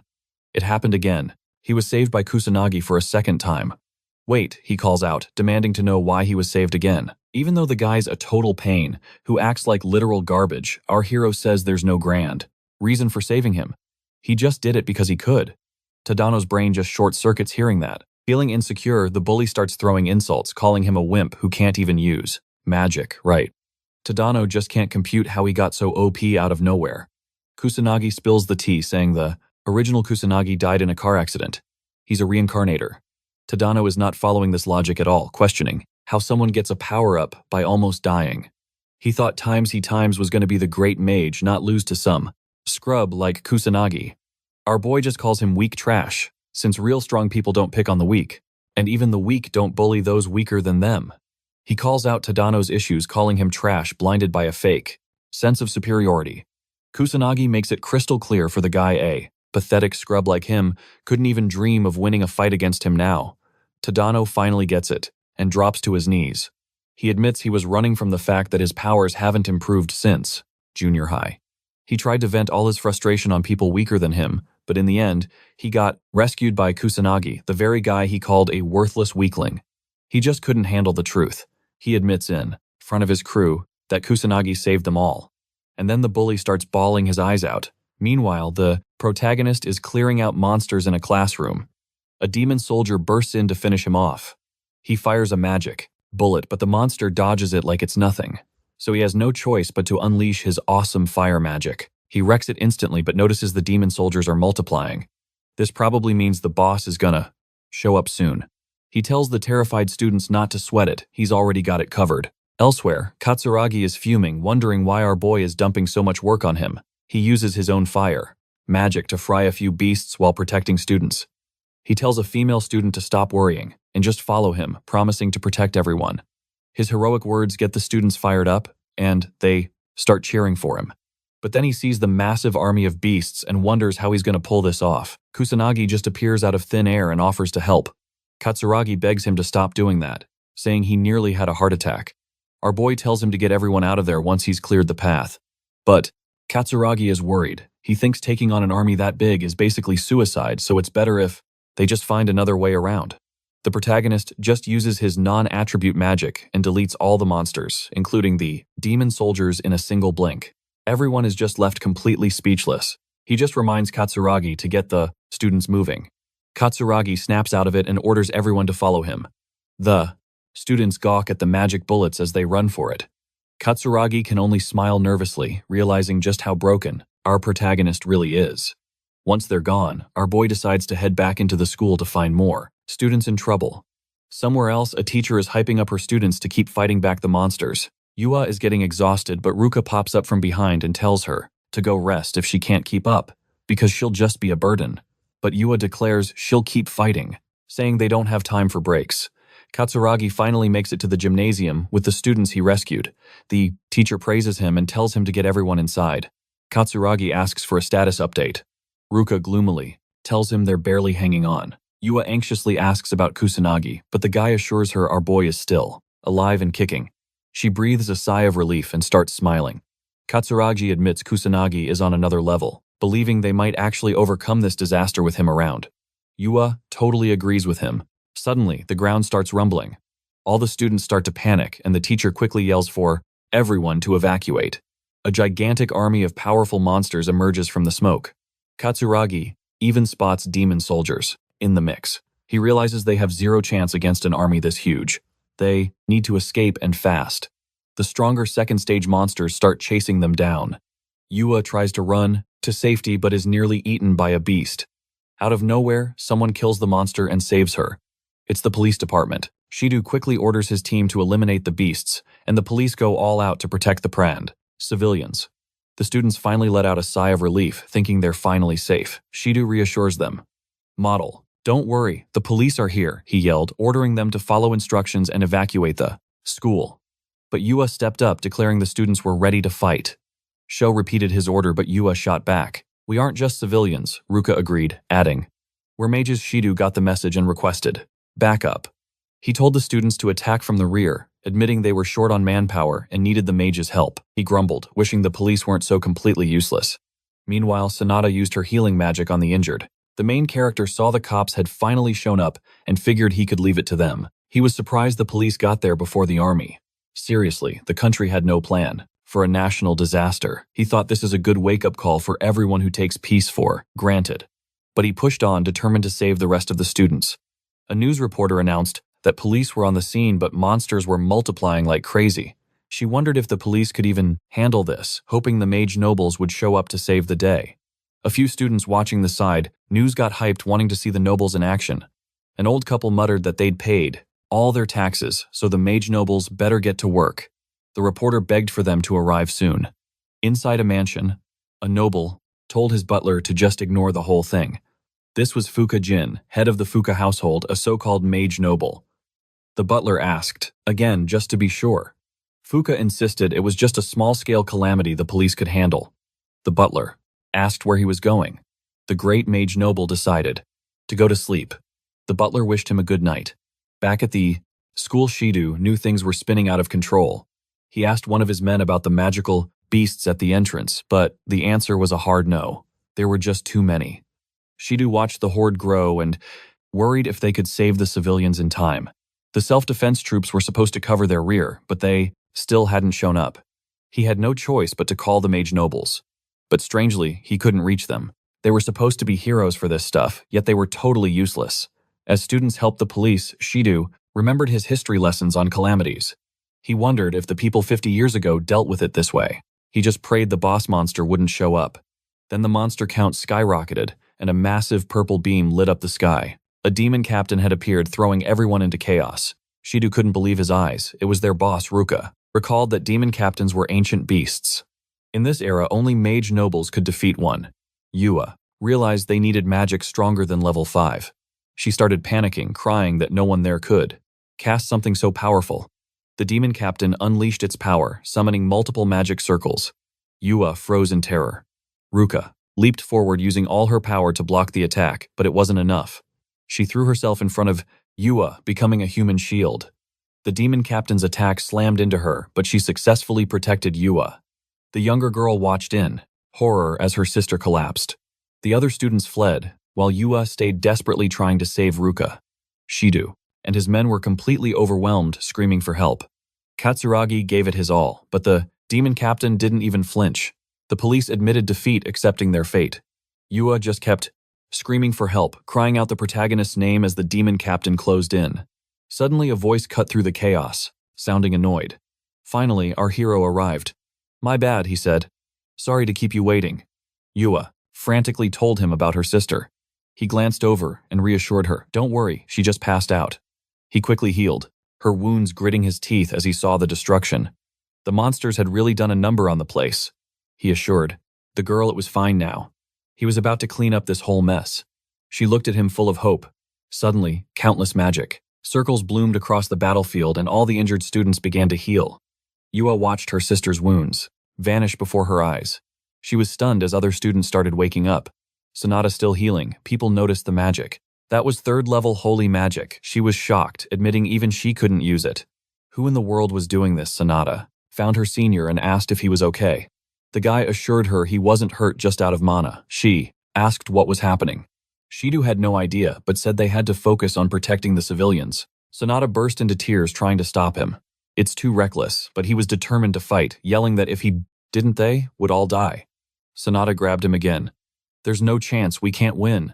Everyone is already dead. She pointed to where the police force had been completely wiped out. The army still hadn't arrived. With the magic nobles nowhere in sight, everyone knew it was over. The demon captain made its move. The news reporter saw the entire police force was down. She stared into the camera, utterly hopeless. So much for the nobles, the students cried. They just prayed they wouldn't get wiped out too. Everyone was glued to their screens, realizing one horrifying truth. No one could stop this monster. But then, a lone figure approached the demon. Captain. Sonata squinted. Does that guy have a death wish? Shido tried to shout a warning, but our boy just kept walking. Kusanagi was here to end this little party. The demon roared, promising to kill and destroy everything. The crowd froze in terror and a few students nearly wet themselves. Shido and Sonata were paralyzed by the pressure, but our main character looked completely bored. He casually tossed an attack and told the beast to shut its trap. The demon captain shrieked in absolute fury. All the monsters followed its lead, summoning giant magic circles. As the attacks rained down, he had a flashback. Last time he went all out against a calamity, things got messy. He knew if he did that now everyone would die. So he decided to dial it way back. The monster's attack slammed into him. Shido thought he was a goner, but just as the blasts neared the students, our boy summoned his shields. He fired off a volley of magic, bullets pushing back the entire monster army. Shido's jaw hit the floor. Who was this guy? The reporter saw it all. A student is fighting them alone. She tried to get a closer look, but the camera couldn't focus. Suddenly, the camera lens shattered. Yua just smiled. She knew he was protecting his identity. Now that he was hidden, he could really let loose. As he fired another barrage, the students finally saw a sliver of hope, and started cheering him on. But a few beasts snuck up from behind, aiming for the students. Shido took them down instantly, vowing to protect Kusanagi's back. It was the least he could do. Our boy cracked a smile, seeing the police trying their best. Guess they're not totally useless after all. He kept up the barrage of bullets. The demon captain screamed and unleashed dozens of magic circles, going all out. 6th level magic, Shido yelled in disbelief. That was on par with the nobles. They were definitely doomed now. The demon unleashed a 6th level dragon flame and the world was swallowed by fire. A massive fire tornado began to consume everything. Everyone scattered, trying to survive. Shido shielded Sonata, but the other students had lost all hope. This was the end. Sonata prayed to the gods, hoping the students at least could be saved. Shido knew it was pointless. No student, no matter how gifted, could beat the demon. He was certain Kusanagi stood no chance. Yua, however, had absolute faith in her hero. Every part of her knew he would absolutely win. As the inferno roared towards him, Kusanagi noticed it was slow. The demon was clearly forcing this power out. He sighed. 2nd level magic won't cut it. So much for not standing out, but he had no choice. He had to use a bit more of his real power. Kusanagi summoned 4 magic circles, unleashing the water attribute. Yua smiled brightly and started cheering for him. The water formed a massive serpent, leaving Shido stunned. Is that synthesis? Magic. The water serpent crashed into the dragon flames. Kusanagi was actually overpowering the demon, but the demon refused to lose, pushing back with all its might. It shrieked about destroying all humans. The flames intensified, but Kusanagi just poured in a little more juice. After a brief struggle, the demon knew it was about to die. How? How can a mere human kid beat me? Kusanagi calmly replied. Simple. You didn't train hard enough. He'd hoped for a decent warm-up, but this was just disappointing. And just like that, the sky cleared. Kusanagi smiled, relieved the calamity was finally over. The final boss was defeated. The students stood in stunned silence, unable to process what they just saw. Then they erupted into celebration. Even the news crew joined in, crying with relief. Sonata comforted a crying student, telling her it was all over. But Shido could only stare at Kusanagi. Impossible. How could a single student stop a calamity? He doubted even the nobles could have handled that 6th level magic. Just, who in the world is he? His legs finally gave out, and Kusanagi collapsed from exhaustion. He found Yua in the crowd. It's over. She beamed at him. I always knew you could do it. Thank you. Her words brought a smile to his weary face. Suddenly, the other students swarmed him, showering him with praise. Despite their thanks, Kusanagi just wants them to back off. He seriously regrets showing off, just like in his last life. He prays for a less annoying future. Yua, of course, notices he looks totally ticked off. The calamity at Kamui Magic Academy was over, but the school was keeping quiet about the hero, the boy who single-handedly crushed the boss. No casualties, but plenty of questions. Kusanagi's classmates show him the news. He's irritated, but they think he's just being a humble, mighty savior. And just like that, Kusanagi gets a promotion to S-class. His old pals suddenly feel awkward, realizing they can't just chat him up like before. A few girls swarm him, asking for his power secret, guessing he's from some legendary noble mage bloodline. An S-class student watches from afar, noting how annoyed Kusanagi looks. He's skeptical that a student this strong could even exist. Kusanagi's classmates rush to his defense, swearing that he really did crush the demon captain all by himself. But the S-class dude isn't buying it. The story just sounds too fishy. Kusanagi uses the argument as a perfect smokescreen to escape the classroom. He feels so relieved stepping out. But of course, Yua finds him. Having a tough time, she asks with a devilish grin.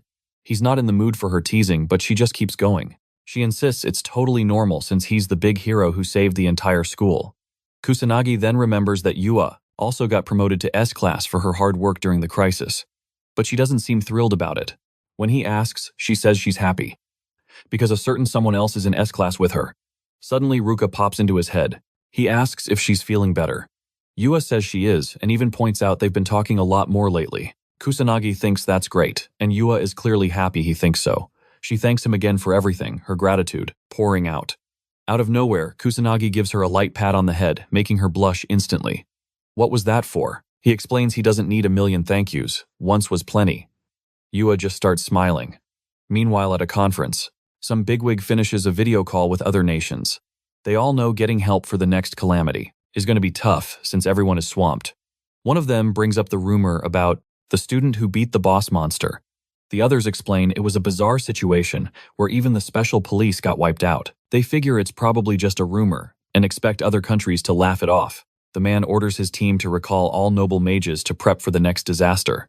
Back on the school roof, Ruka and Katsuragi are waiting for Kusanagi and Yua. They all just stare at each other for a second. Ruka breaks the silence, wanting to ask Kusanagi a very important question. She wants him to accept her as his disciple. Rewind a few days, Ruka is having a chat with her sister. She remembers hearing the protagonist stop the calamity. Her sister confirms it was Kusanagi, who single-handedly defeated the demon captain using insane 4-level synthesis magic.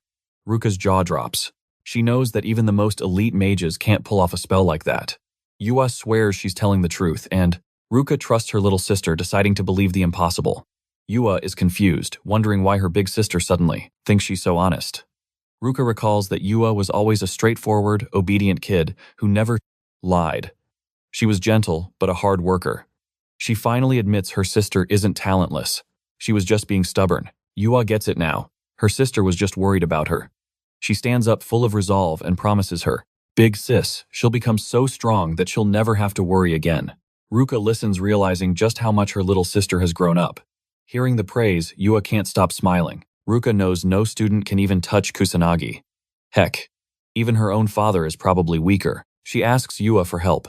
She knows that on her own, she'll become a decent mage at best. To get truly strong, she absolutely needs Kusanagi's guidance. Back in the present, Ruka apologizes for her past arrogance. She's genuinely sorry for looking down on them. She knows her request is selfish and ridiculous, but she's swallowing her pride to ask him directly. Ruka begs him to make her his disciple. Our boy casually agrees. This completely shocks her. He confirms it. "Sure, I'll make you my disciple." She can't understand why he's being so cool about it. He calls her a weirdo for begging him one second and then questioning him the next. She knows he's right, but still, why is he being so kind? After she treated him so horribly, he just shrugs it off, saying he already accepted her apology, so it's all in the past. She's utterly speechless.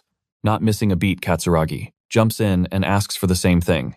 The main character agrees, since teaching 2 isn't much harder than teaching 1. Yua assures her sister that he's just a really kind person, which Katsuragi is happy to hear, but she also calls him mysterious.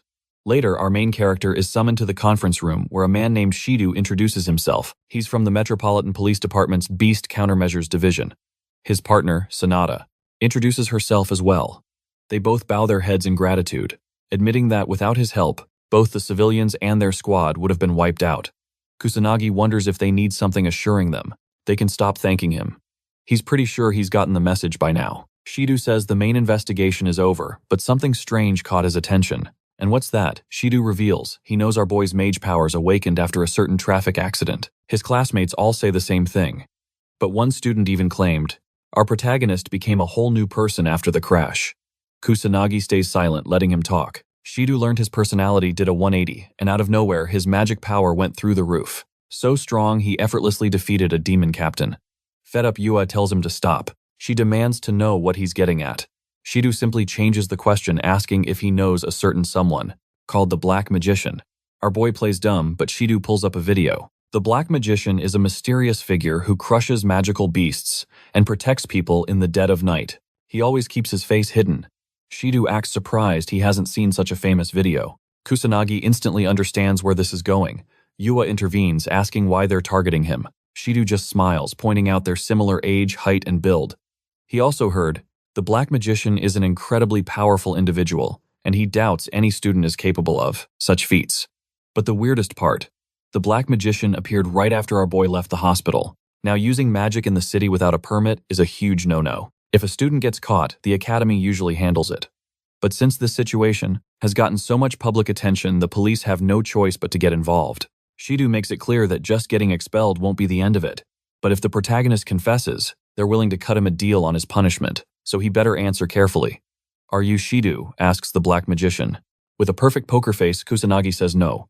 Shidu breathes a sigh of relief, smiling happy to hear. Our boy is not the Black Magician. He thanks him for his time and decides to leave. But as he walks out, Shidu is amazed our boy didn't even flinch. He praises his guts for lying so boldly. If he really is the Black Magician, that is. He knows Kusanagi is no normal student and is definitely hiding something. Meanwhile, Sanada already knows he's the one. Their voices are too similar. She just wonders if his intentions were truly just to save people. Sanada decides to keep his identity a secret even if she knows. It's a failure on her part as an officer. She believes he's a good person. While Shidu plots to unmask the Black Magician, Sanada resolves to protect his secret and help him however she can. A while later, the homeroom teacher of S-class introduces Mizuha Yua and Kusanagi Matato to the whole class, hoping they all get along. Immediately, the students erupt with questions. Are you the one who defeated the demon captain? The girls ask Yua what it's like being a noble mage. The teacher begs everyone to sit down, surprised at how famous the new students already are. Kusanagi had to answer questions all day and feels awful. This, he remembers, is exactly why he wanted to stay hidden. Just then, someone calls his name. He turns to see the girl he saved standing right in front of him. She asks for a moment of his time, and somehow he finds himself on the school rooftop. Again, he seriously wonders if it's a rule that all important talks have to happen on a rooftop. Watching from the shadows is Yua. She was hoping to get some private training in, but now she's peeking from behind a wall. Why is he up here, she wonders, feeling a little jealous, seeing him alone with another girl. She tries to listen in. The girl asks if he remembers her. Our boy says he doesn't.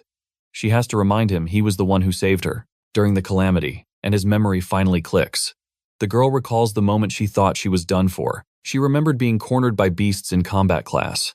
Then a flash of magic saved her. She knew that power belonged to Kusanagi. He recalls the moment, and she thanks him for saving her life. He just brushes it off, saying he did what anyone would.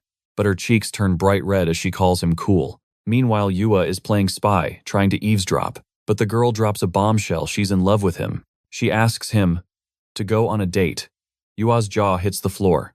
A full-blown love confession. The girl admits she's not perfect, but promises to give it her all. She just wants to be his girlfriend. Kusanagi offers a gentle smile, thanking her for her courage. For a second, her face lights up with hope, but then he keeps talking. I'm sorry. And just like that, her world shatters. He politely explains he has a critical mission and no time for romance. She tries her best to smile through the pain. Glad that he was honest, she gives up. The girl walks away from the rooftop, tears streaming down her face. Kusanagi sighs. You can stop hiding now, Yua. Busted. She emerges with the most awkward smile ever. She thought her mana concealment was perfect this time. How did he know? He bluntly calls her mana control horrible. He says it's practically leaking everywhere. This is the second time he's caught her. You have a peeping fetish or something. Yua furiously denies it, claiming it was just bad timing. She totally wasn't trying to listen in. She then asks why he'd reject such a cute girl. Kusanagi is crystal clear. He's not dating anyone. Period. She's stunned. He feels the age gap is just too massive, even if they look the same age. Suddenly, Yua feels a wave of relief wash over her. He doesn't want to date anyone. She has no idea why she's so happy about it.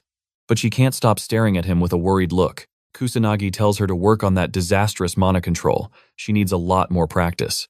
She knows he's right and gets a fire in her eyes. She'll work harder than ever just so he'll finally acknowledge her strength. Later that night, our main character finds himself in another monster-infested zone. Are we getting another calamity, he wonders. Just then, he hears a scream for help. Some creep is using magic illegally to corner a girl, boasting that no one can hear her. Kusanagi steps out of the shadows. Someone's here. The thug is shocked, but our boy gives him zero time to react. A single punch to the gut infused with magic, and the guy is out cold. Just some amateur mage thug with terrible fighting skills. Clearly not used to real combat. The girl he rescued thanks him, then asks, "Are you the black mage?" He just gets annoyed and walks off. Kusanagi finally puts two and two together. The mysterious black mage everyone's talking about was him all along. He seriously doesn't get why he's become such a big deal. The next day he brings it up with his friends. He mentions Shido talking about a vigilante mage. He's heard the rumors and is just curious. Katsuragi explains it's because the black mage has totally blown up on the internet. Our boy looks back with a blank stare. The internet. Is that like a fishing net? Everyone freezes. They stare at him in disbelief.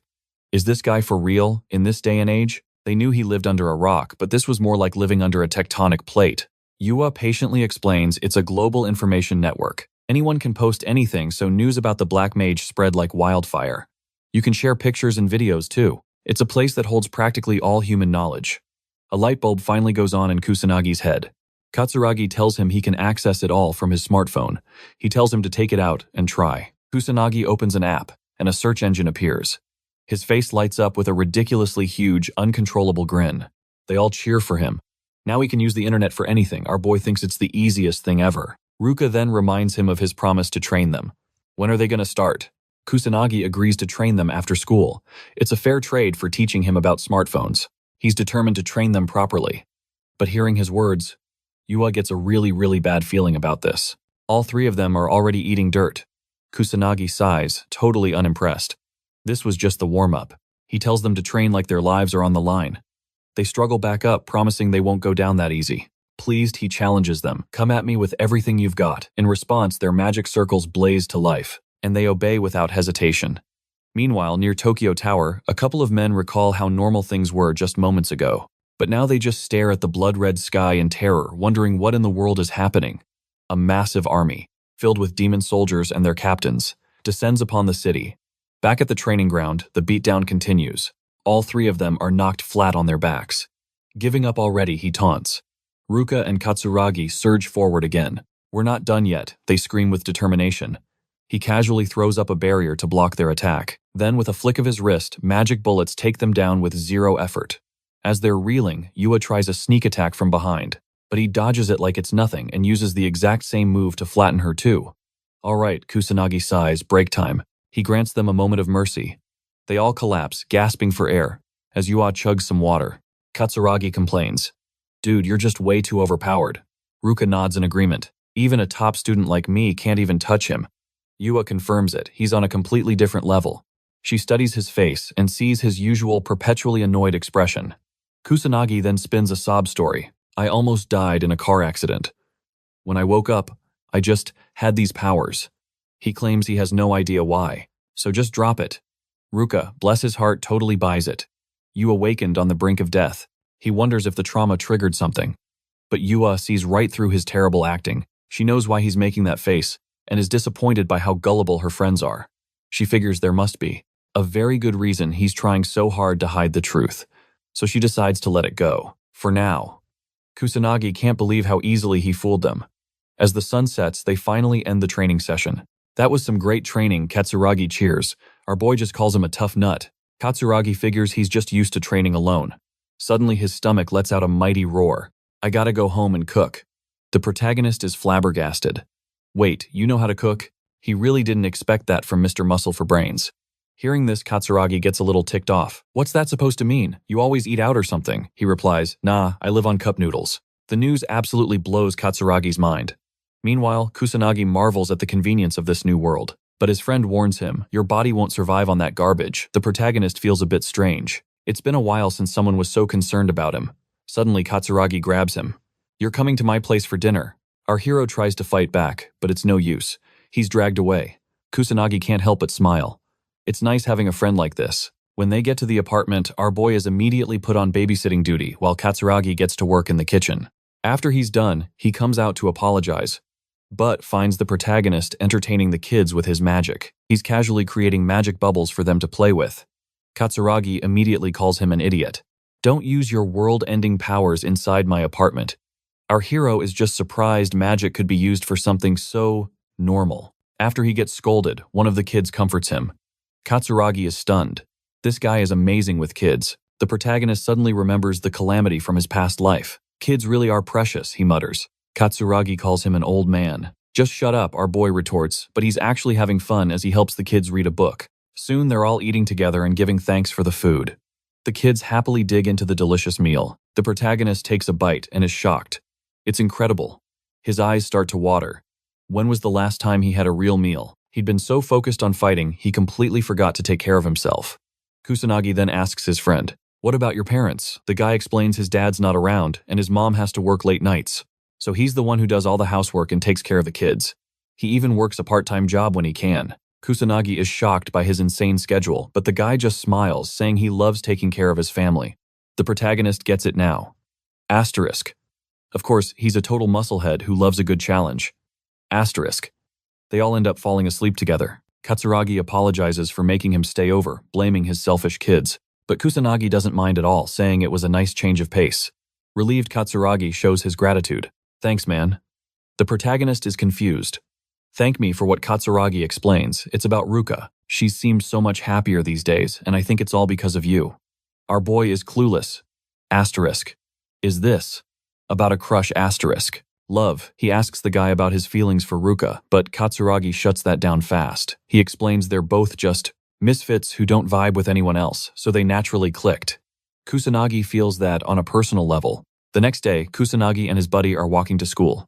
Yua is fuming, wondering why they're so incredibly late. Katsuragi spills the beans. The main character is a black hole of sleep. Turns out they had a sleepover. Yua's jealousy flares up. "Did you guys train together?" she demands. Kusanagi just wonders when this morning meetup became a daily thing. He has to admit, though, he's kinda enjoying it. Suddenly, Shido and Sanada appear asking for a minute of his time. Kusanagi groans. Not these guys again. Shido apologizes for the intrusion but insists this is an emergency. Sanada explains that beasts are popping up out of nowhere near the Tokyo Tower. She's pretty sure it's connected to the calamity, and they desperately need Kusanagi's help. He tries to duck out of it, saying he's just a student. But Shido isn't buying it. A student who can single-handedly stop world-ending disasters. Yeah, right. He gets straight to the point. This is way too much for the police to handle. They need his power. Kusanagi asks if they should really be spilling state secrets, but Shido says they have no choice. They're totally cornered. He then formally requests the main character's help to face the Rao monsters. Kusanagi sighs and agrees. So much for trying to lay low, but things are getting out of hand. Shido promises him proper compensation and no need to involve the academy. Yua and the others immediately volunteer to help out. Ruka is confident they can offer support from the back lines, and Katsuragi totally agrees. Shido thanks them for their spirit, but tells them to stay put. It's just not happening. Ruka tries to argue, but Shido lays down the hard truth. They might be top students, but this is a real battle, not a pop quiz. Are any of you even close to Kusanagi's level? He asks. And just like that, the room goes silent. Ouch. He advises them to head to the academy while inviting Kusanagi to come with him. The main character hopes his friends will catch up to him someday. Their spirits reignited, they shout back. "You bet we will," at police. Headquarters, our boy gets thrown right into a strategy meeting. A man explains that hundreds of magical beasts are swarming the Tokyo Tower. They need a plan fast before civilians get caught in the crossfire. He points out they even have a student on their side, the hero of the recent calamity at the Magic Academy. He then asks the main character to stand up. Kusanagi follows his lead and immediately some men start whispering behind his back. One of them can't believe they're bringing a literal kid into this mess. The other guy explains that Kusanagi is the one who took down the demon captain all by himself during the last calamity. The first guy calls it total bull. It's just too insane to believe. Sanada looks mortified. Shido finally speaks up. He confirms that yes, Kusanagi is the student who stopped the calamity and defeated the demon captain. Alone. Shido gives his word since he witnessed the entire thing up close. He believes no one else is on the same power level. As the main character, especially since our boy was at the center of the first calamity in 50 years, Shido thinks having him on their side is the smartest move they could make. He asks everyone to treat him as a partner, not just some student. The men are still not convinced, thinking he's just a kid acting all high and mighty in a room full of professionals. The leader cuts them off. Their goal is the same, even with a new face in the room. He orders them to move out and exterminate the monsters. As everyone files out, Shido pulls the boy aside and apologizes for what he had to hear. Kusanagi just shrugs it off. He figures his presence just soured the mood. Shido is shocked by his maturity and realizes he should check on Sanada.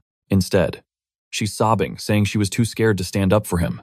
Kusanagi tells her not to sweat it. He couldn't care less what a few old guys have to say about him. She cracks a smile and calls him a wonderful person. As they drive toward Tokyo Tower, Kusanagi asks for a rundown of their current combat power. The policeman reports they have 80 mages.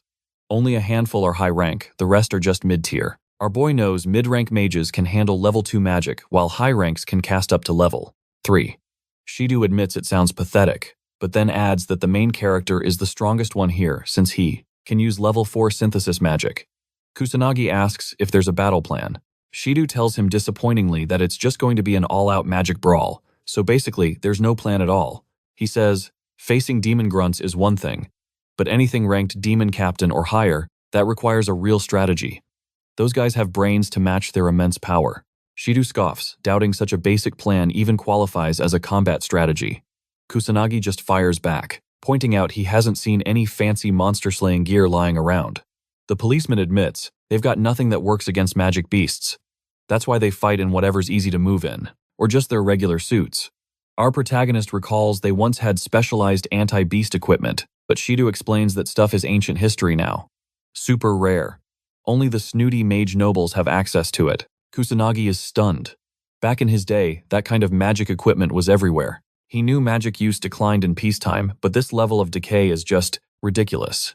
He starts wondering what the hell happened in the last 50 years, and Shido eyes him suspiciously. Finally, they arrive at Tokyo Tower. Kusanagi can tell there's no calamity yet, but the sheer number of monsters is definitely not normal. Something is fishy. The trash-talking cops from before are freaking out too. This wasn't in the report, and when they spot a demon captain in the mix, they completely lose their nerve. They decide to call for backup from the big leagues, the noble mages. Shido tells them he already made the call, but help isn't coming anytime soon. Beast attacks and illegal mage activity are spiking everywhere. The special organizations are stretched way too thin. The cops panic. They have to fight these things themselves. They see it as a total suicide mission and start to backpedal. With no other options, Shido swallows his pride and turns to our main character for help. Can you defeat them, our boy? Gives a confident yes.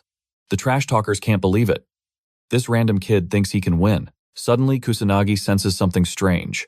As the monsters start getting agitated, the sky itself turns a blood red. The cops realize in horror what's happening. A calamity is about to begin. Shido radios all units from HQ announcing that a calamity has appeared across Japan. Civilians are already under attack. Shido repeats his warning, a calamity has occurred. He orders everyone to prioritize saving people. They're trapped in a dense urban area and need a plan fast. Shido and his men are rightfully terrified, but our protagonist looks completely unfazed. As the calamity manifests, the policemen are paralyzed with fear. They can't believe this is happening again. Our hero knows a calamity is a natural event, but this one feels different. It seems like the beasts themselves triggered it. He wonders if in 50 years, they learned a new trick to create one. Shido's men tell him they can't fight a battle they're doomed to lose. They need to fall back and regroup. But the calamity begins to move, and the beast horde charges toward the city, straight for the civilians. The cops start arguing. Some say they have to go protect the people, no matter the cost. The others call them crazy, screaming that it's a suicide mission. Someone mutters that the police have become pathetic, which sets off one of the cowards. He yells that it's impossible to win against so many monsters. That's when Kusanagi just leaps off the faller building. "Oh, we can definitely win," he says with a grin, activating his magic circles as he descends. He lands right in the middle of the horde. The monsters spot their new toy and immediately swarm him. The cops scream at him to run for his life. But Kusanagi just calmly unleashes a third-level magic spell, Wind Cutter. The attack leaves everyone completely stunned. Monsters drop dead instantly, but a few demon soldiers survive. They launch their attacks at him, but every single one bounces harmlessly off his shields. He thinks, hey, this barrier is pretty useful. so he decides to cast one over the bystanders just to be safe.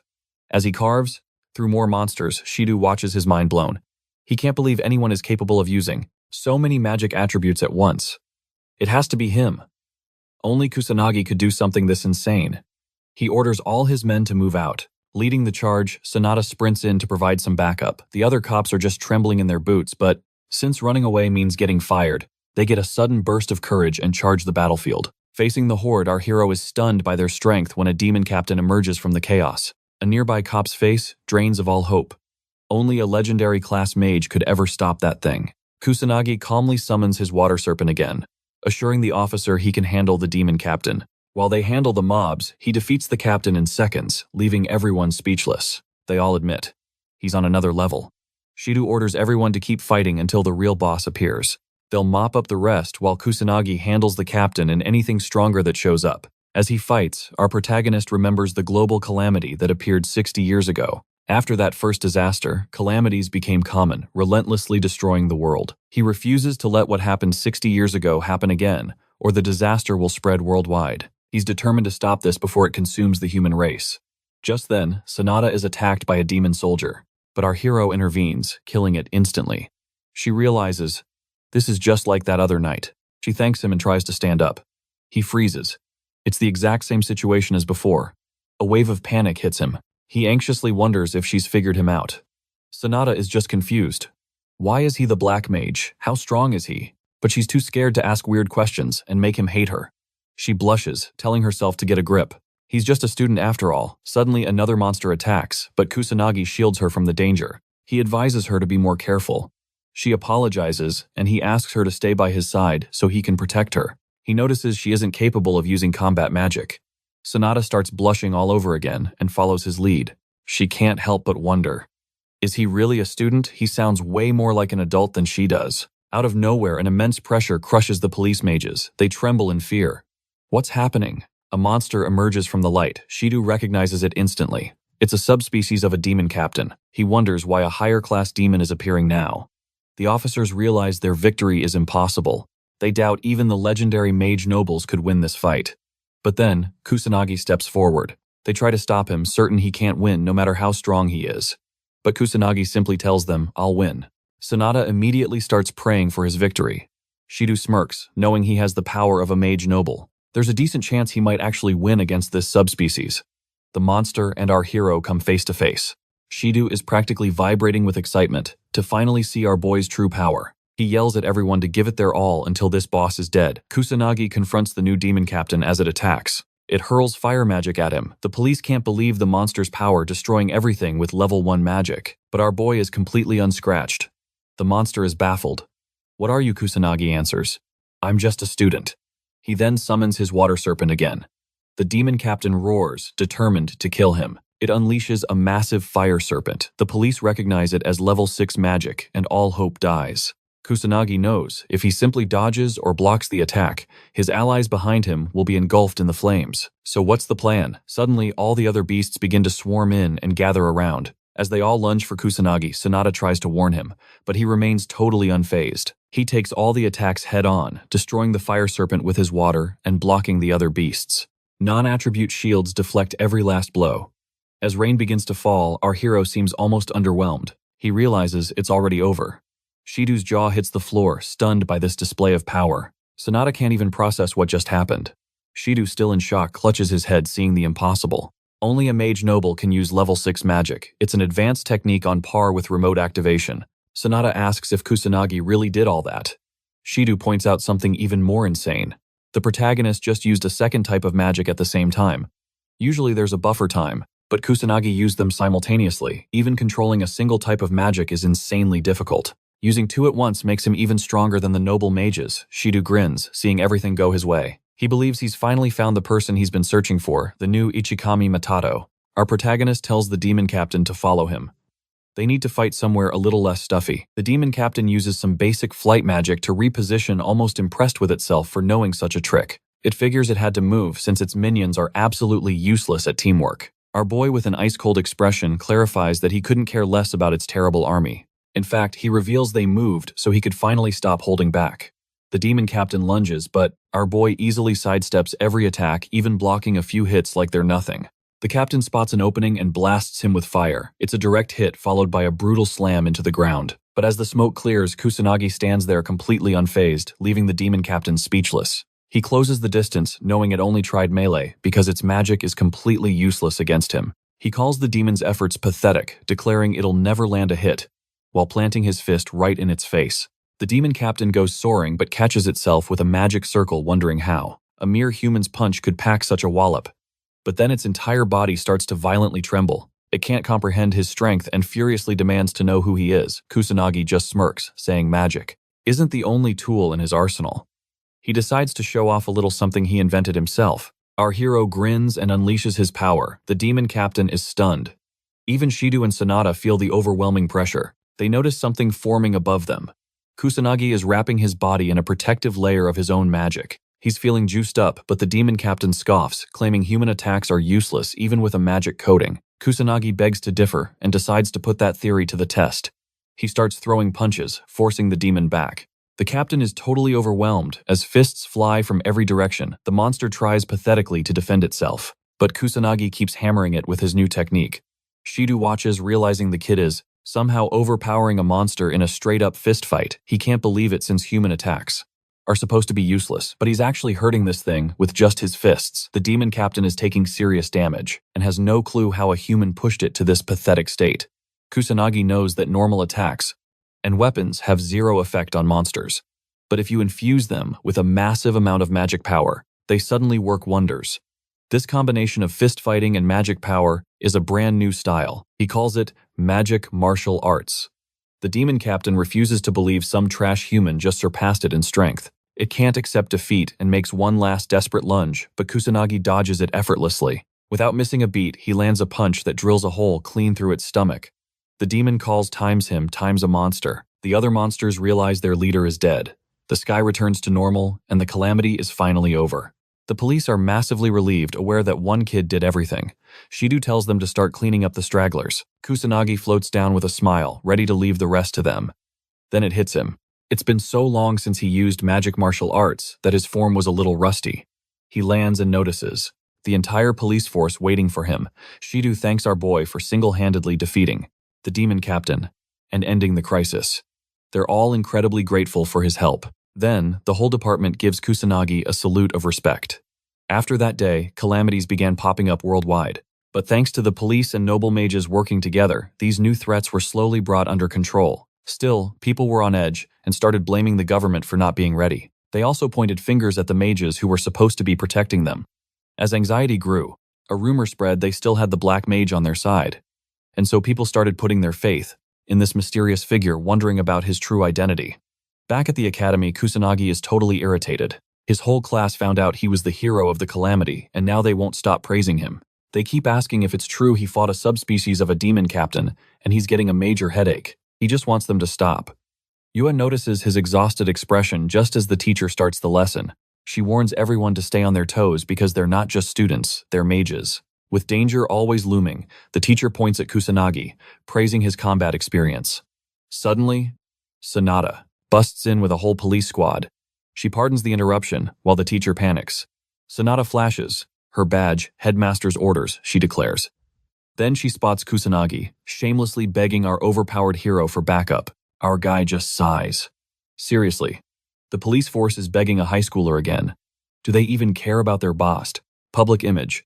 The whole class is staring, making him super annoyed.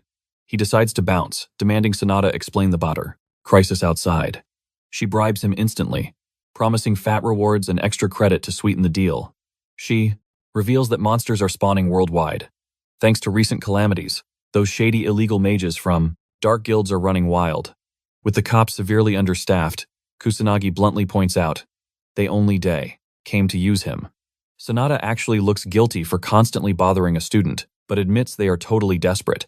He is their strongest weapon after all. Kusanagi tosses her his phone number. Just call next time, okay, Sanada. Apologizes, secretly thrilled she finally scored the main character's digits. Wasting no time, our hero asks for his actual mission.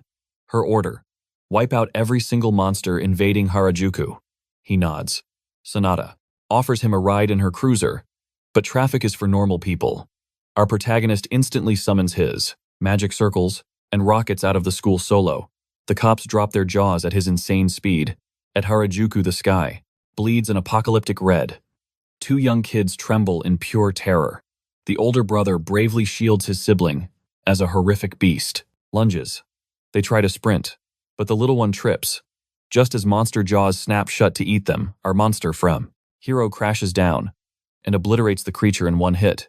The kids freeze in shock, but he gently praises their bravery. "You did great," he smiles, returning their dropped Ichikami action figure to cheer them up. He safely delivers them to Onstardi, the cops, and dashes off to take out the trash. The kids bow deeply to their flying savior, while the little brother beams with pure awe. But Kusanagi realizes fighting in Harajuku is a total nightmare, way worse than Shibuya, because the streets are completely packed with innocent bystanders. He cannot spam his magic bullets, or he will definitely blast some civilians. Fleeing for their lives, sensing beasts is easy, but tracking normal people with zero magic is like finding needles in a haystack. The magic only safe method is manually sweeping the zone. Heavily armed police finally arrive, laying down suppressing fire on the monsters, leaving rescue operations to the firefighters. A familiar cop spots Kusanagi and yells out. Our boy recognizes the guy from the last Calamity incident. Landing gracefully, he welcomes the backup and demands a quick sit-rep on the chaos. The FOST cop nervously admits they have not even rescued half the people. The east side is a total bloodbath. Kusanagi casually blasts a few monsters and declares he will handle the east side. The officer panics, warning him about deadly illegal mages spotted over there. But honestly, warning Kusanagi is utterly pointless. The guy is a walking cheat code. Other officers just stare, wondering who this absolute legend is. He is casually one-shotting nightmare beasts. To them, he is literally a messiah in this hellish war zone. Boom. Kusanagi obliterates a demon captain using a level 6 burst stream. But wait, a demon captain here without a calamity. That has not happened in 50 freaking years. As the endless monster swarm multiplies, Kusanagi notes their terrifying power surge. Things are getting so ridiculously spicy. Even our overpowered hero is starting to break a sweat. He needs a big brain strategy before everything burns. Snatching 2 more civilians from the jaws of death, he tosses them to safety. His mind races with tactical options. Unleashing his magic bubbles, he scoops up even more survivors.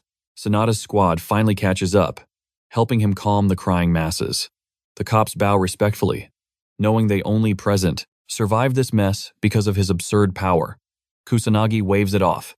Give the credit to the rescue teams, he says, playing the humble hero card. The familiar cop is totally starstruck. He deeply apologizes for the police's arrogant attitude during the previous calamity, admitting their foolish pride blinded them. Kusanagi just smirks. Water under the bridge, man. Forget about it. The squad is blown away by his cool maturity. Sonata steps up, her eyes shining with gratitude. She feels awful for constantly leaning on a high schooler's shoulders. Hey, I agreed to help, he shrugs nonchalantly. But Kusanagi's expression turns deadly serious. He points out, the monster spawn rate is breaking logic, and their power levels are off the charts. Sonata nods grimly. They absolutely need a master plan to crush this disaster. She reveals her commanding officers are already scrambling to launch a counterattack. Right on cue. The kids he rescued earlier come running back. They shower Kusanagi with endless thanks. Seeing their bright smiles warms his tired heart. Suddenly, the tiny kid gasps, Are you the great sage? The older brother panics and apologizes for his fanboy sibling. Kusanagi glances at their plastic Ichikami toy. A playful grin crosses his face. You caught me, he winks. I am indeed the great sage. Sage and the kids smile. Kusanagi recalls a past life where a fan begged Ichikami to let him make a doll. The guy swore he'd make photo cards and keychains too. Ichikami was skeptical. Who would even buy that? But the fan insisted people needed the great sage's support. Plus, the items would be perfect for kids. Ichikami wasn't sold, but the man cried, You're wrong. This will protect them for 100 years. Not just 50. As he pleaded, Kusanagi now realizes that guy was right. Dolls alone can't save anyone, but the people need a hero again. Meanwhile, in a shady club men report on the Black Mage to their leader Kuro Otto, president of the underground mage guild Black Rebellion. Hearing about an illegal mage operating outside his control, he gets furious. The Black Mage dares to defy him. He glares at his lackey. Is this true? The terrified underling stammers. Yes. Kuro orders them to find the Black Mage's identity, using military force if needed. Someone asks, do we have permission to kill? It's the executive manager Keigo Shuji. Kuro grins. Only after we torture him. Keigo's face twists with wicked excitement. Back with our crew, Ruka asks Kusanagi his magic power level. Yua chimes in, dying to know. Is it 100,000? Or maybe even 500,000? For a guy like him, she knows it's possible. He answers with a blank face. It's 99,990,000. Everyone is completely stunned. Yua can't believe it, and Katsuragi totally agrees. Ruka points out that even Ichikami's power was only about 1 million. There's no way he's telling the truth. Kusanagi is surprised to hear this. They explain that 1 million is considered the absolute peak. They can't believe he doesn't know something so basic. So my power is just 1 million, he asks. He tries to look it up online but gets confused. With a sigh, he admits he doesn't know how to use a phone. Not worth the effort, he declares and gives up. Just then, a call comes in from Shidu. What's up? Our boy asks. Shidu apologizes for the interruption and asks if he has a moment. Kusanagi says, sure, so the policeman asks if his friends are nearby. When Kusanagi confirms they are, Shidu asks him to put the phone on speaker. Our hero is totally clueless, so Yua has to help him. The officer explains that with the rising number of monsters and disasters, he's creating a specialized anti-monster unit, the Special Magic Team, and he wants our boy to be its leader. Yua is floored. Her friend is getting this amazing dollar opportunity. It's a title most mages would kill for. She's sure he's not going to turn it down. But to her shock, Kusanagi bluntly refuses the offer. Why Yua yells, getting angry. The policeman begs them to hear him out first. The protagonist wonders why she's so mad on his behalf, but agrees to listen. Shidu explains there are too many problems and the police just can't handle it all. And as the monsters get stronger, it's getting harder to keep up. He knows Kusanagi understands. Of course he does.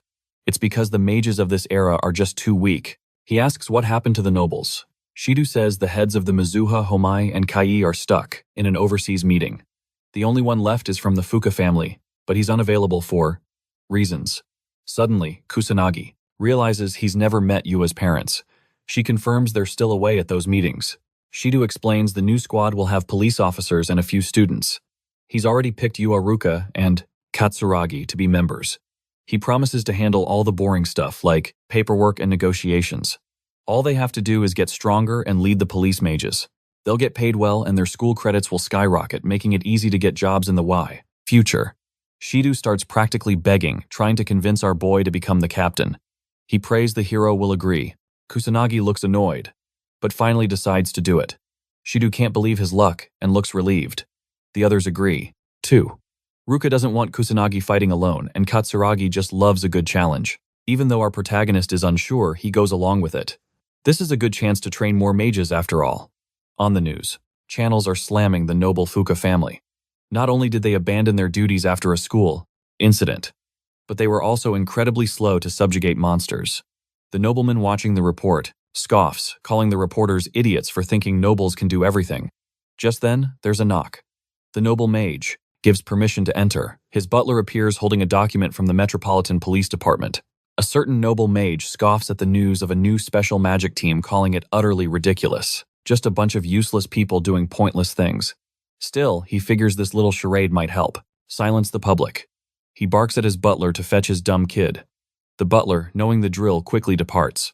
Meanwhile, at the police department, our protagonist and his crew officially join the special squad. Time for their first briefing with Shidu. As Shidu explains the situation, our boy raises an eyebrow at the word dozens.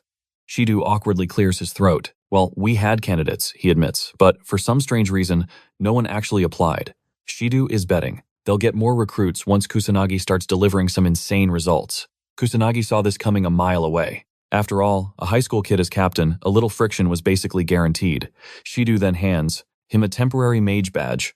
It might be for external cooperation, but it carries weight. You're all public servants now, he declares. Flash this badge if anyone gives you trouble. He also adds, a small detail, the badges are temporary, since none of them are technically qualified. Mages just yet. With that, Shidu officially drops the student act, addressing him properly. Captain Kusanagi. He then leaves the stage to the new captain. Our protagonist grins. It's been a while since he commanded a room. Stepping forward, he reintroduces himself with a smirk. He is the captain of this special team, and he makes a wild promise. He'll make every single one of them stronger than the heads of the noble families.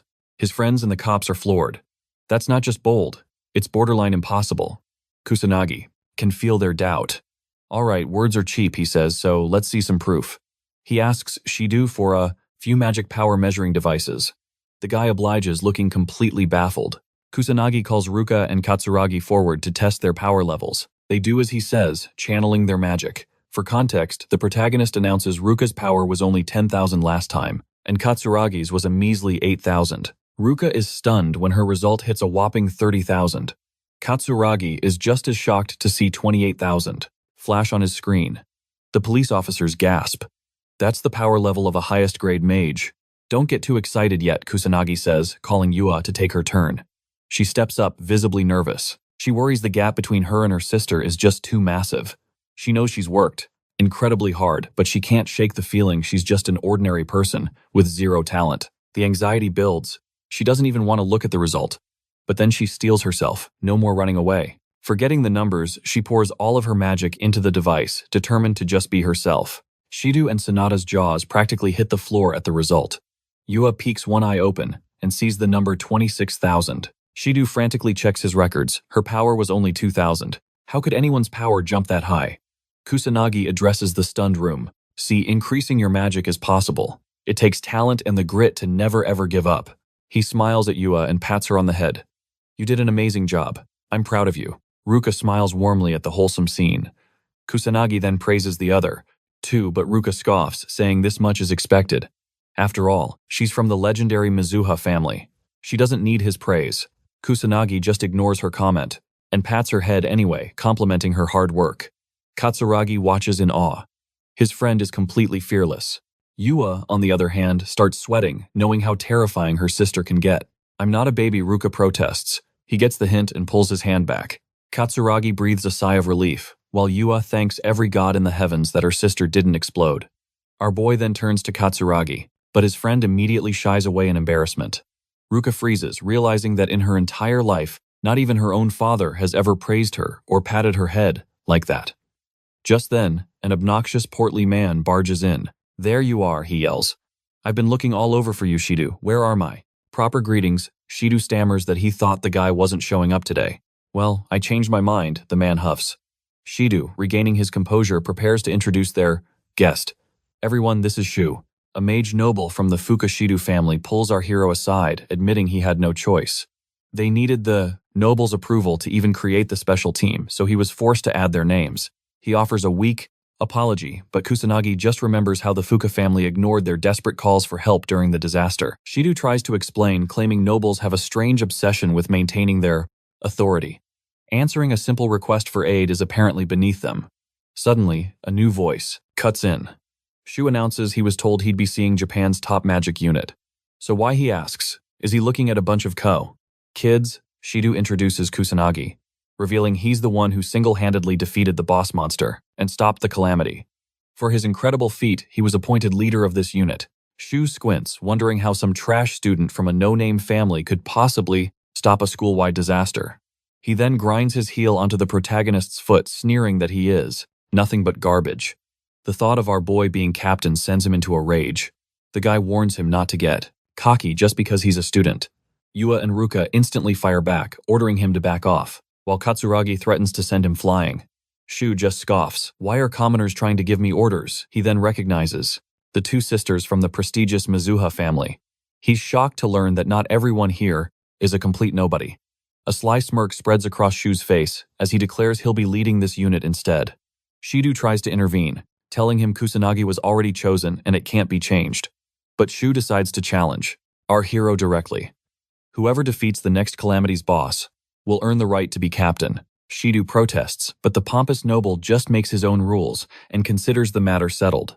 Shido apologizes for the mess, but Kusanagi just shrugs it off. Arguing with an idiot like that would have been a waste of breath. He thinks to himself, it's fine, I just need to win. Yua and the others are fired up, declaring there's no way they'll let that jerk become their captain. The others agree, ready to go all out. He just wonders why they're getting so worked up over a total moron. Later at the police department grounds, Kusanagi plans his next move. He recalls the officers having about 10,000 magic power. This was expected, so he decides to start with the basics. He gathers everyone and begins to explain the true importance of magic power. He knows they probably only use it for attacks, but it has far greater potential. He calls Kusanagi forward and tells him to attack with his full strength. Kusanagi is confused for a second, but our boy just tells him to hurry it up. He throws a massive punch, hoping the protagonist won't be complaining about the bruises later.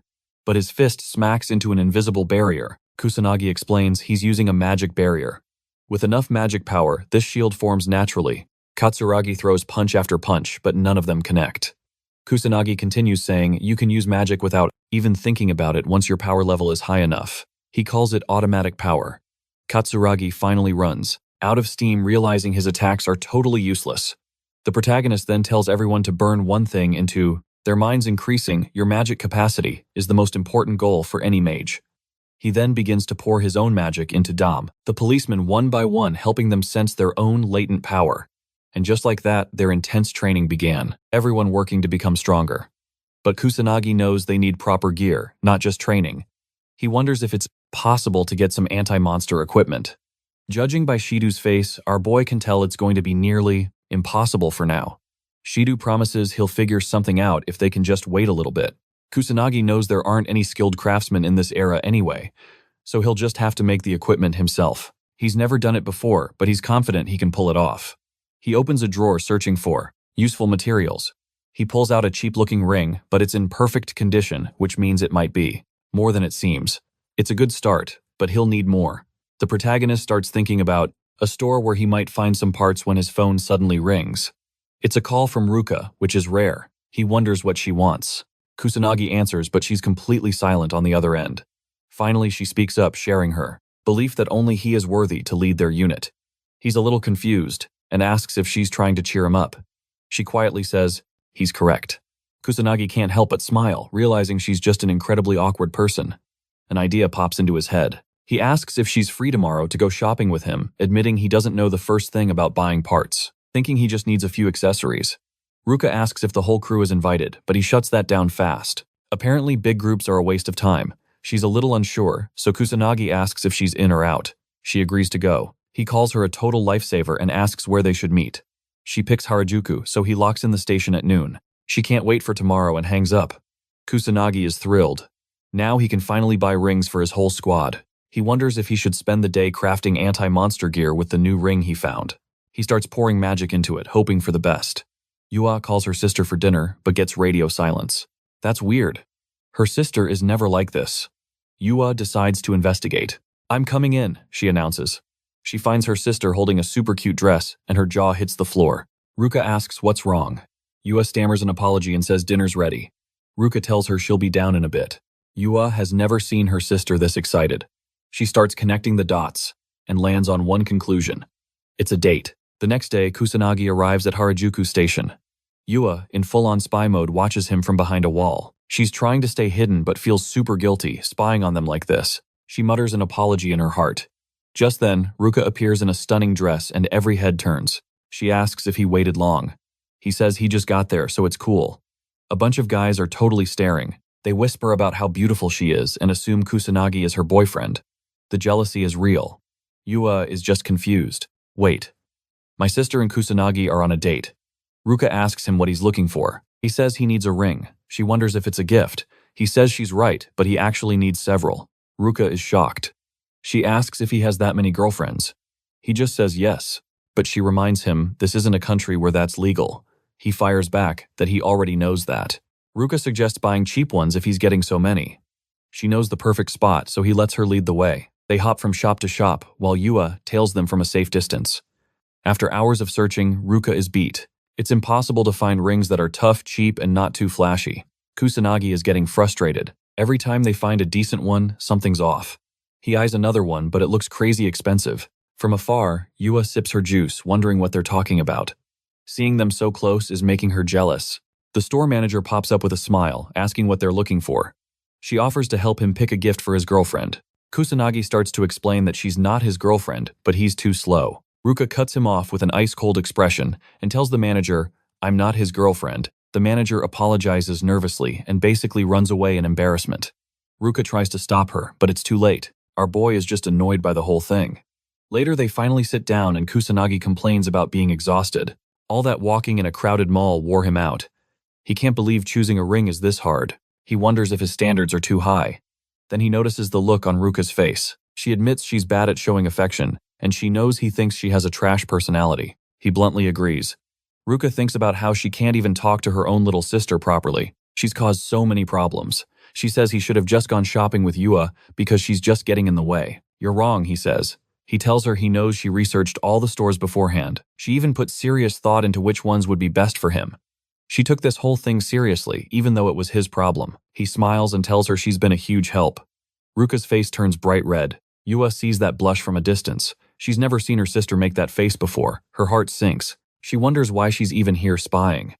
Defeated, Yua decides to just go home. A few hours later, Kusanagi walks out of the mall, thrilled he finally found good rings. Ruka is still confused why he needed 5. He explains he needed one for each of his partners. Ruka figures his partners will be thrilled with the gift. He says it's for the unit's equipment, so yeah, they better not be unhappy about it. Ruka's brain short-circuits. Then it clicks. Oh, so that's why he needed so many. He gives her a proper, heartfelt thank you for all her help. Ruka says it was nothing. She was just glad she could help. He insists on repaying her, but she says it's not necessary. He then pulls out a ring. It's the one from earlier. He asks for her hand. She gets shy, wondering what he's about to do. He takes her hand and explains this is the first special ring he ever made himself. He hopes she'll take good care of it. Ruka beamed, but then started to make a run for it. He tried to stop her, but she gave him zero chance to explain. He wanted to go over the anti-monster ring's specs, but figured he'd catch her another time. But as she walked off, Ruka stopped dead in her tracks. She hugged her hand, admiring the ring and blushing like crazy. The next day, Kusanagi announced he was handing out the anti-monster equipment. Sanada and the others put on the rings and felt an immediate jolt of magic. They'd never seen magical gear before. He explained they were infused with wind magic. If they channeled their own power, they could produce wind magic up to level 1. Shidu was absolutely stunned. He started grilling the main character on how he got his hands on such rare items. Kusanagi coolly revealed he made them himself. Shidu's jaw dropped. Craftsmen who could make gear this precious were basically extinct. He couldn't believe our boy could whip these up so easily. Kusanagi was full of surprises. Yua noticed her sister hadn't grabbed a ring then, saw Ruka was already wearing one she'd never seen before. She immediately assumed it was from their date and got super anxious, wondering what went down after she left. Kusanagi then decided their transportation methods were a joke. Cars were way too slow and unreliable. Shidu had to agree since they were always showing up late. Kusanagi then demonstrated the wind spell Aerial. Using the anti-monster rings, this little trick would cut their travel time down by a ton. He clarified it wasn't strong enough to attack monsters with, but it was perfect for flying. He told them to visualize jumping into the air since the spell was all about flight and acceleration. And just like that, Sanada and Shidu were airborne. Kusanagi then spotted Yua flying too and praised her. She just shrugged, saying it was expected since she'd been training her magic manipulation for a while. As she stared at our hero, Yua was suddenly hit with a wave of guilt for spying on her sister. Kusanagi saw her troubled look and approached her, saying he wanted to ask her something. He questioned if she knew of Ichikami Minato. Yua lit up, saying he was the person she admired most. He then asked about his power level. She replied it was around 1 million, but he died, fighting the demon god during the Great Calamity. He then asked what happened after his death. She explained that most great mages died too, and her own noble ancestors worked hard to rebuild society. The Mizuha family played a huge part in it all. She said this with a proud look on her face and continued her story. Barely any records survived the last calamity, which is why magic studies had to be rebuilt from absolute zero. Kusanagi knew the mage death rate was high back then, but he distinctly remembered leaving behind a ton of books. He'd hidden magical information everywhere, just to prepare for the future. So why was modern magic so backward and full of errors? The power level of today's mages was a complete joke.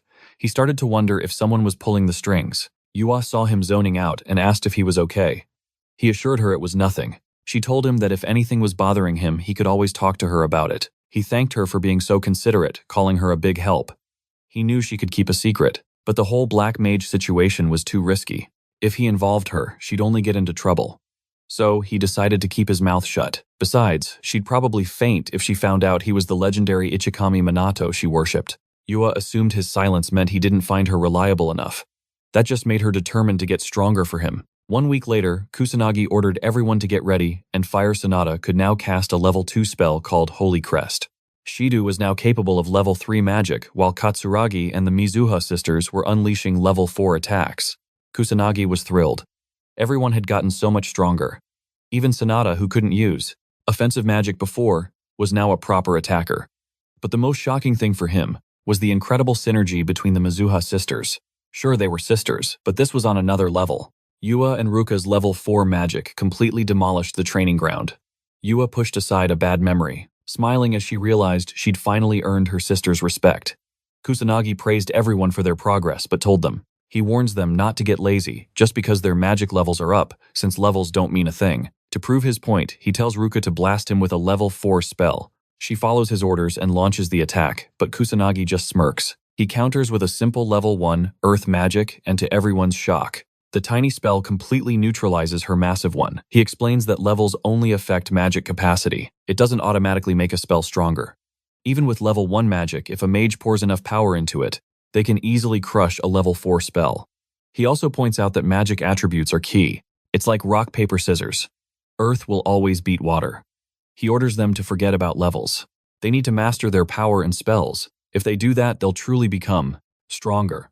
As everyone listens intently, he adds that their partners are just as important. Combined, their power will be unstoppable. The team roars with motivation, but then the resident fatty shows up. He waltzes in, pitying them. Shido asks why he's even here. Shu the fatty complains that he's bored since there's no calamity. Shido tells him to go fight some monsters then. But Shu scoffs, saying that's way too much work.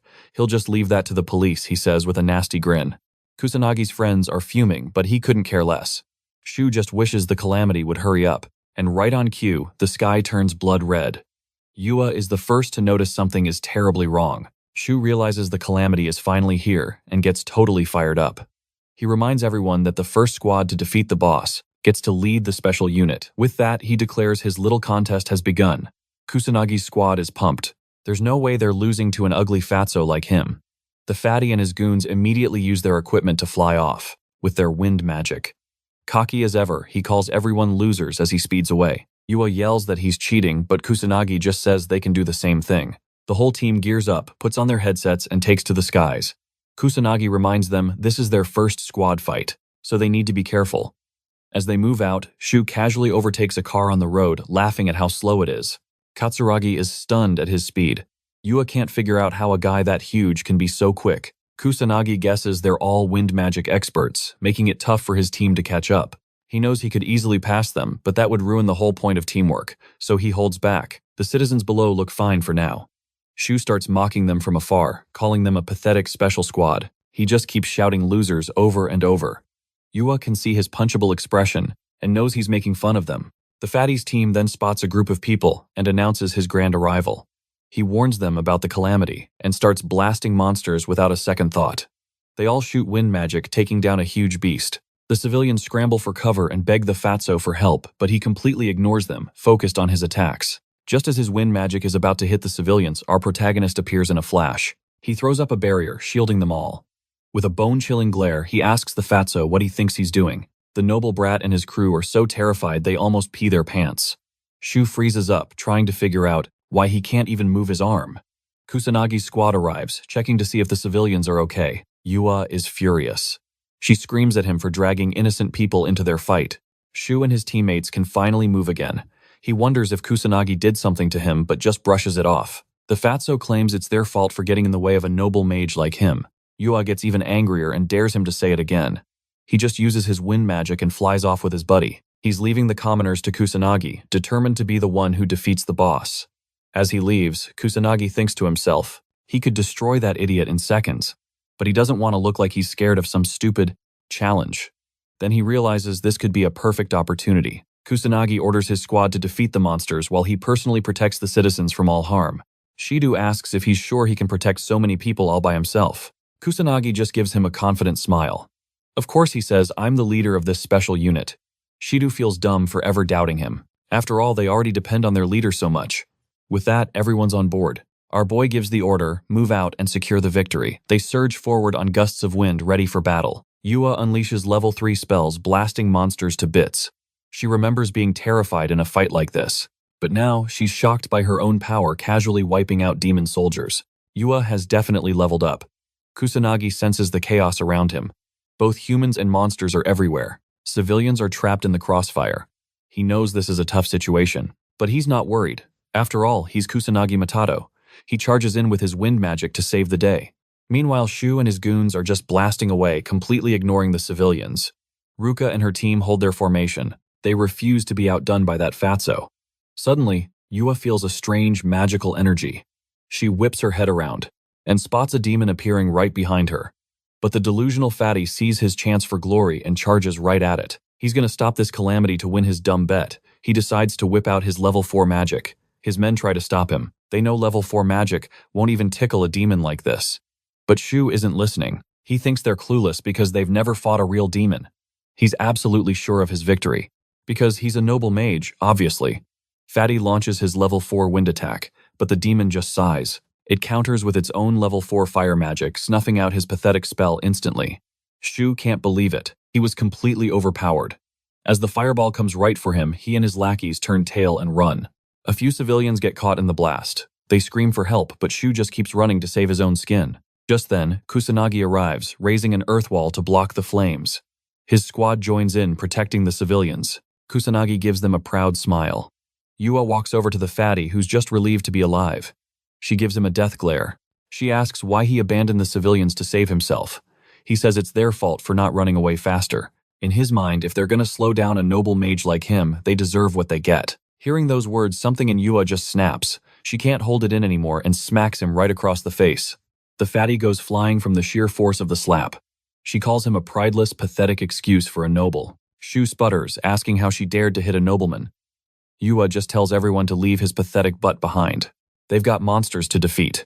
The team agrees and moves out, leaving Shu whining in the dust. Kusanagi watches them go while getting the civilians to safety. He notes that they were being pretty noisy, but he figures it's fine since they got their act together quickly. Now Kusanagi decides to search for more survivors. He knows he has to stay sharp. The boss could show up any time. As a massive demon appears, Shu and his goons hide behind a wall. They finally admit they can't handle this. His teammates tell the fatso they need to retreat. Shu knows the demon is on another level. Even his noble status won't help him here. He knows he can't win. But then a slimy idea pops into his head. He'll let the other squad fight the monster and wear it down. Then once it's weakened, he'll jump in, deliver the final blow, and take all the credit. His lackeys are amazed. He acts like it's just another day for a genius like him. They decide to lay low and wait for the perfect moment. His men agree. At the same time, Yua and her squad come face to face with the demon. She can feel its immense power. She doubts they can win, but she's ready to give it everything she's got. The whole squad unloads on the demon. They wonder if they got it. But as the smoke clears, the demon is standing there without a single scratch. Ruka realizes they need to use level 4 magic, or a lower level spell packed with an insane amount of power. The demon raises its hands, summoning magic circles. Fireballs rain down on them. As they scramble to dodge, Yua realizes the demon is now twice as strong as before, twice as strong as her own magic. She admits the power gap is just too wide. There's no way they can win. She wonders what they're supposed to do. Kusanagi sees his squad is in a jam and decides to step in. He calls out, telling them to work together. She snaps back that they're already trying to combine their true power, hinting that she and Ruka were the key. Yua, completely lost, demanded to know what he meant, but he just told her to figure it out herself before ditching the call. Just as she tried to argue, a blast of fire magic sent her scrambling to defend. Ruka figured Kusanagi's words had a deeper meaning, so they'd have to crack the code as a team. Yua agreed, remembering he'd always guided them to victory. Suddenly, it clicked. She knew what to do. Yua pointed out the demon's casting time was a joke, so they just dodge its big attacks and focus on clearing the minions for now. Yua tasked Shidu and the cops with the east flank, while her team handled the west. She would be the spotter calling out the demon's attacks before they even launched. Everyone understood the plan. As the demon powered up, Yua gave the signal. The whole team gracefully dodged the incoming monster attack thanks to Yua's perfect timing. Watching from the sidelines, Kusanagi was impressed. He expected Ruka to take charge. But Yua's ability to read the battlefield was next level. She was a natural-born leader. But then, Yua started to feel the drain. She realized their current power levels might not be enough to win this. What now? She replayed Kusanagi's words in her head, and it finally hit her. She had it all wrong. The new plan sounded completely Ridiculous, but hey, she'd thrown common sense out the window a long time ago. It was time to give it a shot. It was a do-or-die moment. Yua called out, asking everyone to lend her their magic power. Fatso watched from afar, wondering what crazy scheme they were cooking up. The entire squad braced for impact. Shidu couldn't help but ask, "Is this even possible?" Yua wasn't sure either, but they were fresh out of options. Ruka put all her faith in her sister. Katsuragi and Sanada decided to go all in too. If this blew up in their faces, they'd just have to improvise. The demon raised its arm, summoning a level 5 fire spell, Blazing Pillar. A massive wave of flames rained down on Kusanagi's squad. Fatso and his goons jeered, calling them useless losers. But his lackey told him to look again. He couldn't believe his eyes. The entire squad was charging straight into the attack. Sanada then unleashed her level 3 sacred healing, magic enveloping the whole team. Kusanagi smirked. What a brilliant plan. Dodging a level 5 spell is nearly impossible. So instead, Sanada would just heal them through the insane damage they were about to take. Absolutely genius. Yua and Ruka stood united against the beast, charging their own attack. They unleashed a torrent of water magic. Kusanagi beamed. They finally understood. If one person's power isn't enough, just combine them to achieve victory. He smiled, naming their new move. Grand Magic Spell Burst Stream. A colossal wave of water slammed into the demon, wiping it out in a single epic hit. As the smoke cleared, Shidu was stunned. The Mizuha sisters just cast a level 6 spell together. Katsuragi pointed at the demon's remains. To everyone's shock, it was somehow still clinging to its pathetic life. Seeing their chance, Shidu and his crew tried to swoop in and steal the final blow. But Kusanagi immediately put a stop to that, wrapping them in his drain tentacles. The Fatso had no idea what was happening as his mana was sucked dry, leaving him completely powerless. Kusanagi appeared behind them, retracting his magic tentacles, clearly annoyed by their pathetic attempt. With that, the demon finally faded into nothing. Katsuragi and the others let out a sigh of relief. Shidu figured it was about to die anyway. As the calamity ended, the sky returned to normal. The squad cheered ecstatic that they had actually won. Sanada praised the Mizuha sisters, thanking them for their power. Just then, Ruka and Yua lost consciousness and collapsed. Katsuragi rushed over, worried. They were completely immobile, having used up every last drop of their magic. Yua just managed to tell her sister, we actually won, and Ruka agreed, relieved. Kusanagi praised his team's incredible effort. He smiled, confirming they were the heroes who stopped the calamity. It was their first real mission, and he was thrilled they had shown their true potential. Even though it was their first real battle, as a team he knew his squad would only keep getting stronger. He especially praised Yua's amazing growth, pointing out her excellent commands during the fight. She even grasped the concept of grand magic. He wondered if she'd known about the technique all along. Yua confidently replied that she had no idea what he was talking about. So that's what it's called, she said. Kusanagi was floored. He couldn't understand how she pulled off a legendary technique without even knowing it existed. She just thanked him for the vague hint and said the rest was pure gut feeling.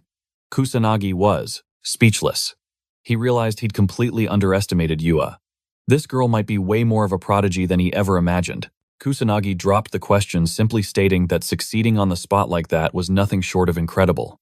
He believed her harmony, and of course her chemistry with Ruka didn't hurt. He glances at his watch and announces that it is. Finally, time for the main event. AGI snatches the remote, flicking on the TV to a special police broadcast. Shidu and his department are in a press conference when one of them announces the creation of the Special Mage Team, or SMT, to handle the rising number of monster calamities. But a news reporter immediately calls them out, asking why a student involved in the academy disaster is the squad's leader. Hearing this, Shidu steps to the mic to set the record straight. He introduces himself as the leader's proxy. Then he confirms it. The squad leader is in fact just a student. The room is in disbelief. They protest putting a minor in charge, but Shidu defends Kusanagi, saying his skills blow the so-called magic nobles out of the water. He reminds them those same nobles were completely useless and left the police high and dry to save citizens all on their own. He says that's when Kusanagi showed up like a miracle and saved everyone. Shidu declares Kusanagi is a savior sent by the heavens to protect this entire era. He wouldn't trust anyone else with the job. Meanwhile, Kusanagi is watching this on TV and cringing into oblivion. He was really hoping Shidu would keep it on the down low. The government officials are calling it absurd and troublesome mad that they ignored the magic nobles to form a new squad, right under their noses. If this goes through, the noble mages could lose their cushy jobs. The men admit the nobles are pretty worthless, seeing as they didn't even lift a finger during the calamity. They know the Fuka clan has a horrible reputation, and even Ever clan. Though some leaders are out of the country, it's still their duty to respond. Basically, they're ignoring their own responsibilities. The police chief speaks up, claiming they still trust the nobles and didn't create the squad to undermine them. Just then, someone barges into the room, telling everyone to move it. It's that ugly fatty and his lackeys. He calls the current leadership a bunch of incompetent losers, and insists a magic noble like him should be in charge. He chews them out for holding a press conference, without inviting him the main character of the world. His minions eagerly agree with every word. Shido is confused. Didn't you lose a challenge, he asks? But Shu and his goons act like it never happened. He flat out lies, saying no such promise was ever made. He declares his word is absolute law, and everyone should just listen to him. A news reporter raises her hand, and he smugly gives her permission to ask a question. She then informs everyone that she has reports he didn't help a single civilian during the recent calamity. In fact, he kept dragging innocent people into his personal fights. Is this true, she asks. Shu starts sweating bullets, saying it's all lies, but other reporters call him out, claiming they have concrete proof of his dirty deeds. The officials are horrified. A magic noble doing such things, unacceptable. The citizens are always the #1 priority. This time, he's not getting away with it. Fatso panics and orders everyone to shut up. He refuses to accept any fault and blames the civilians for getting in his way. He calls them all peasants and tells them to stop talking. Shido sees his chance, pointing out that everyone now knows the current magic nobles are rotten to the core. He says this is why they need heroes like Kusanagi to lead the nation, heroes who will fight without any selfish motives. In his eyes, Kusanagi is the perfect leader. Shido then points at the fatty, declaring they don't need corrupt nobles who couldn't care less about the people. The reporters immediately take Shido's side, while the police chief looks extremely obstinate, worried. Fatso storms out, vowing that he'll get his revenge and make them all regret this day. Kusanagi just smiles awkwardly as he watches the drama unfold on screen. He can't believe Shido went that hard. A moment later, Yua shows them the videos of the calamity that hit the internet. She reveals that the fat noble is getting absolutely roasted online for his actions. Kusanagi is now officially terrified of the internet and how fast things spread. Suddenly, Yua gasps. Kusanagi asks what's wrong, his face filled with anxiety. Yua tells him all their faces were caught on camera. Kusanagi is completely frustrated. Now it's impossible to hide his identity. He wanted to avoid the spotlight as much as possible, but he knows things are about to get a whole lot more complicated. A few days later at the meeting room, Kusanagi is shocked to see a massive crowd of people gathered. He has no idea what's going on. Shido explains that the higher-ups are suddenly approving everything with no problem, and the number of volunteers wanting to join has skyrocketed. Shido gives a nervous smile, knowing this is all thanks to the information that just went viral, online, and the press conference that followed. Shido starts apologizing for losing his cool. He knows he screwed up and desperately wants to make things right with Kusanagi. Our boy just wanted to train a few people, not become the center of the universe. Yua sneaks up from behind, grabbing his arm. She tells him to just get used to it. The world can't help but stare at someone so special. He grumbles about how annoying it is, hoping he can at least lay low at night. Meanwhile, in some creepy, mysterious place, a man tied to a chair is about to have a very bad day. A knife-wielding psycho gets right in his face. He orders the guy to spill everything he knows, or it's lights out. The red-haired captive is practically shaking in his boots. He's being grilled about the Black Mage, but swears he's already told them everything. He explains that the Black Mage is just a kid who can sling some seriously powerful spells. Unimpressed, the man slashes the dude, threatening him again to talk or die. The victim is terrified, begging for his life. He suddenly remembers one more tiny detail. The red-haired guy reveals the police are constantly sniffing around the Magic Academy, looking for the Black Mage. A rumor is going around that he might be a student. He swears on his life that's all he knows. The kidnapper seems to believe him, but calls the information a disappointment. The victim, thinking he's safe, hopes they'll let him go now. The mysterious man promises he will free him from the burden of living. And just like that, he's a goner. As the victim bleeds out, the four-eyed man gets furious about the blood that splattered on him. He calls it filthy and frantically tries to wipe it off. Still, he learned the Black Mage might be a student. He gets a twisted idea and starts smiling like a demon, wondering just how sweet a young kid's screams will sound. He hopes the Black Mage is ready for him. Kusanagi makes a superhero landing in Shinjuku, his face hidden by a mask. He easily dispatches a monster and starts scanning the area. Our boy spots a couple of kids with a camera. One of them is filming the monster's corpse. calling it the work of the legendary Black Mage. His friend is super bummed that he missed filming the main event. Kusanagi hoped the hype around the Black Mage would have died down by now, but nope, he's totally wrong. It seems like everyone is looking for him even in quiet residential areas. The police are even on the scene. He's glad to see they're handling monsters and disasters much better now than when he was first reincarnated.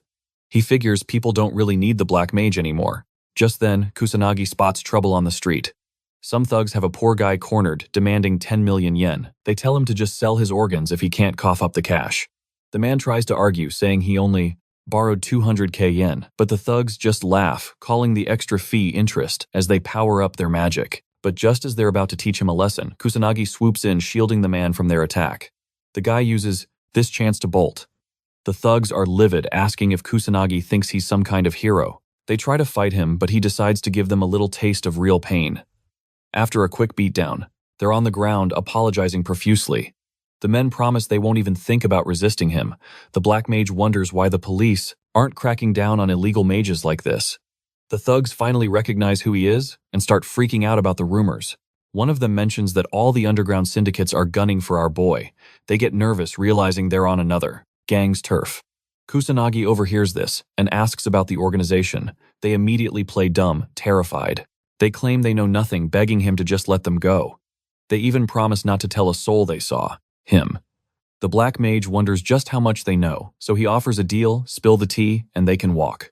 The thugs quickly agree. One of them reveals the Black Rebellion, an underground organization of mages operating in the shadows. He says they're involved in every dirty business imaginable, from money laundering to controlling Yakuza gangs, and the Mafia. This one organization is pulling all the strings.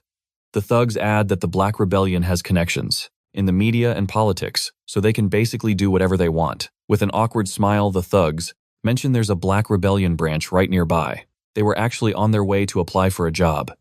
He beats them up again and leaves the sketchy alley. Kusanagi remembers Sanada mentioning a rise in illegal activities. Now he knows the Black Rebellion is behind it all. Interesting, our boy thinks a little bit excited.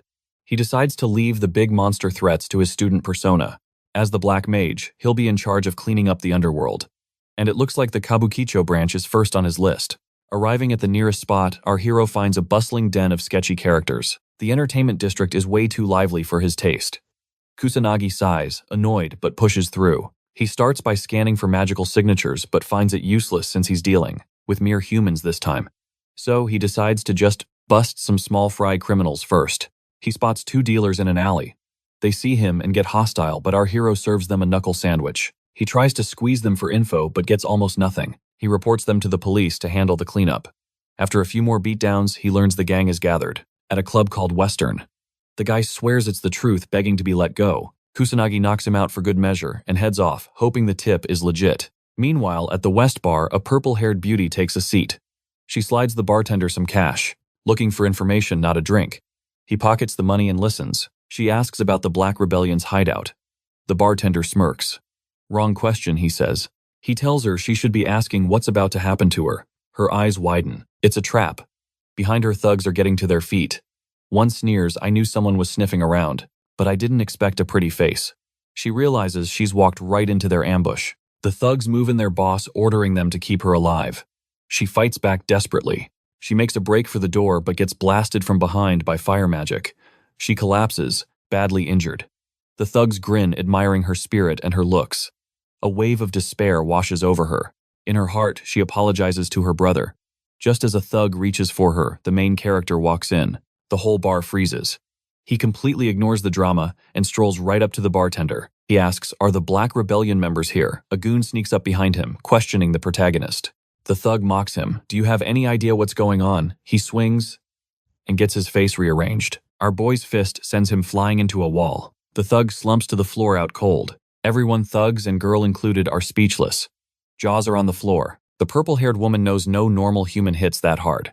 How did he even do it? Was it magic? She didn't see him cast a thing. Just who is this guy, she wonders. Kusanagi smirks. At least the intel led him to these low-level mage wannabes in the club. He calls the Black Rebellion pathetic for ganging up on a girl. The thugs are terrified, but they still have numbers on their side. One of them shouts, "Get him!" All at once. They figure they can win if they attack together, unleashing a volley of fire attacks. But our hero doesn't even bother attacking, just casually dodging. The girl thinks he's doomed. They have a huge advantage, especially indoors. She assumes he can't use big spells here. That means he has no chance. Get out of here. Run, she yells, trying to warn him. But the protagonist has lost his patience. He weaves through the attacks like they're nothing and starts throwing hands. He drops them one by one. It's all over in seconds. The purple-haired woman is stunned again. She couldn't even follow his movements. He was just too fast. Was it speed magic? The last thug whimpers. What are you? Kusanagi replies calmly. I'm the Black Mage, and I'm here to crush the Black Rebellion. He knocks out the last guy and walks over to the girl who's still reeling from his speed. Is he some kind of legendary mage? As Kusanagi gets closer, she sees. He looks like a high school student, with striking eyes. He asks with concern, "Are you okay?" He seems confused that she's not badly hurt. I'm okay, she stammers, still in shock. He then turns to the bartender, cowering behind the counter. Tell me about the Black Rebellion. The bartender refuses, scared they'll hunt him down, so our hero slams his fist on the counter, smashing it to pieces. I'll ask one more time, he says, making it clear this is the last chance he'll get. The terrified bartender decides to sing like a canary to save his own skin. He spills everything, revealing that the Black Rebellion's main base is in Tokyo with branches spreading like a disease. He's heard the boss of the Kabukicho branch is someone you absolutely do not mess with. A powerful mage who basically pulls all the strings in the criminal underworld.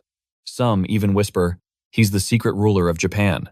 Kusanagi demands to know about the Ran's branch, but the bartender swears he's clueless. He whines that low-level grunts like him only get the crappy jobs and know nothing about the important locations. Our hero is annoyed he's back to square one. He figures he'll just have to hunt down more illegal mages for info. As he turns to leave, the woman he saved stops him, wanting to thank him properly. She shudders, thinking about what horrible things would have happened if he hadn't shown up. He just shrugs it off, saying he was just passing by. In fact, he bluntly states it's her own fault for walking into a lion's den. She calls him harsh. He agrees, but adds that he's only harsh on adults. The woman figures. He must be searching for the Black Rebellion too. She asks him what he plans to do when he finally finds them. With ice in his veins, he simply says, "Destroy them." She's taken aback by his chilling intensity. She realizes he wants to wipe them off the map, but doubts even he can do it alone. And since she can't either, she decides to make him an offer. The woman asks our boy if he wants to team up. She confidently lays out her pitch. She's a detective with access to intel and a ton of connections. She knows she lacks his kind of overwhelming power. She's shocked, realizing the Black Mage is way more powerful than any rumor she'd heard. She thinks that if she can just get him on her side, she can finally achieve her own goals. Kusanagi cuts to the chase. So my strength for your information. Exactly, she says, calling it the perfect partnership. She holds out, her hand asking for his cooperation. He desperately needs intel, but he wonders if this woman is trustworthy. He figures, what the heck? If things go south, he can always just ghost her. So he agrees to the deal and shakes her hand. She introduces herself as Leona. Our boy just replies, "I'm a black mage." She complains that's a mouthful and asks if he has a shorter name. He gives her permission to call him whatever she likes, so she decides on Chrono. He's cool with that. He then asks why the thugs were after her in the first place. Turns out she was trying to find the Black Rebellion's hideout. He flat out calls her an idiot for being so reckless. She argues they're in the same boat, but he reminds her he can actually handle himself. She admits her weaknesses, but felt she had no choice since no one else dares to defy the Black Rebellion. Leona explains that rogue mages are running wild in Kabukicho, doing whatever they please without any fear. The police are too busy dealing with all the calamities to stop them. Kusanagi recalls Sonata telling him the same thing. He can tell she's in a seriously tough spot. Leona takes a deep breath and reveals her younger brother was attacked by them. After their parents died, she had to raise her brother all on her own. She worked her fingers to the bone to provide for him. She knows she couldn't give him much of her time and that he must have been lonely, but her sweet little brother never complained, not even once. She remembers, one day, burglars suddenly broke into their home. Unfortunately, her brother saw the criminals' faces, so they tried to silence him permanently. Her entire expression shifts. He asks if her brother made it. She explains he was badly injured and hasn't regained consciousness since that day. He knows that even powerful sacred magic can't easily wake someone from a coma. She says in frustration that the doctors have no idea when or if he'll ever wake up. Her brother is only 9 years old. She believes with all her heart that he deserved a normal, happy life. Leona recalls the thugs responsible were Black Rebellion lackeys. She was able to track down and arrest every single one of them. but she won't be satisfied until the entire organization is dismantled. He asks if her goal is simple revenge. "You're wrong," she says, her eyes filled with determination. "I want to fix this so no one else has to go through what I did." She admits she's not strong enough, but she truly believes he has the power to stand against the entire Black Rebellion. Kusanagi figures her tragic story is probably true, but can't help but wonder if she brought this on herself. To prevent any future betrayal, she takes matters into her own hands. He smirks, calling her a tough woman. Turns out he's into that. He jokes about desperate women, then warns her not to drag him down. But she fires back with a whole list of potential hideouts. She tells him not to underestimate her info network. The list is so long she thinks they might be Yakuza or maybe even the Mafia. That's why she was so cautious. He just cuts her off, demanding the intel. She asks about his grand strategy. His brilliant plan, "I'll just go pay a visit." She immediately warns him. It's a death wish. Even with all his strength, how could he possibly survive? He just assures her it's perfectly fine. He is the legendary Black Mage after all. She finally agrees to give him the info, but tells him she's coming with him. He reminds her how dangerous it is, but she's dead set on going, even if it kills her. He asks what her brother would do if she died. Her casual reply, he'll get the insurance money. He's stunned, calling her words worthless. He tells her never to say that again. Family is the most important thing. She scoffs. How could someone so powerful understand being weak? She breaks down, sharing how horrible it is to try and live a good life, only to be crushed by pathetic scum like those gangsters. When people like her are cornered, they have no power to fight back. She questions why her innocent brother had to go through that. As tears stream down her face, she falls silent. He starts to move and she asks what he's doing. He demands the hideout locations, promising that every single gang member is going to pay. She stops, crying. A spark of hope returns. She gives him the info, but worries about getting around on foot. He tells her not to worry and pulls her close from behind. "Hold on tight," he says. Her face instantly turns beet red. Meanwhile, in a building full of thugs, one of them wanders over to a window, curious about a noise. Another gangster asks, "What's up?" Suddenly, the window shatters. Kusanagi lands inside, holding Leona. He sends the nearest goon flying with a single kick, shocking everyone in the room. The thugs can't believe their eyes. One of their own down in an instant. Kusanagi wonders if this is a real Black Rebellion hideout. Leona tries to calm her pounding heart. She seriously thought she was about to die. The thugs demand answers. "Who the hell are you people?" They grab their weapons ready to kill him.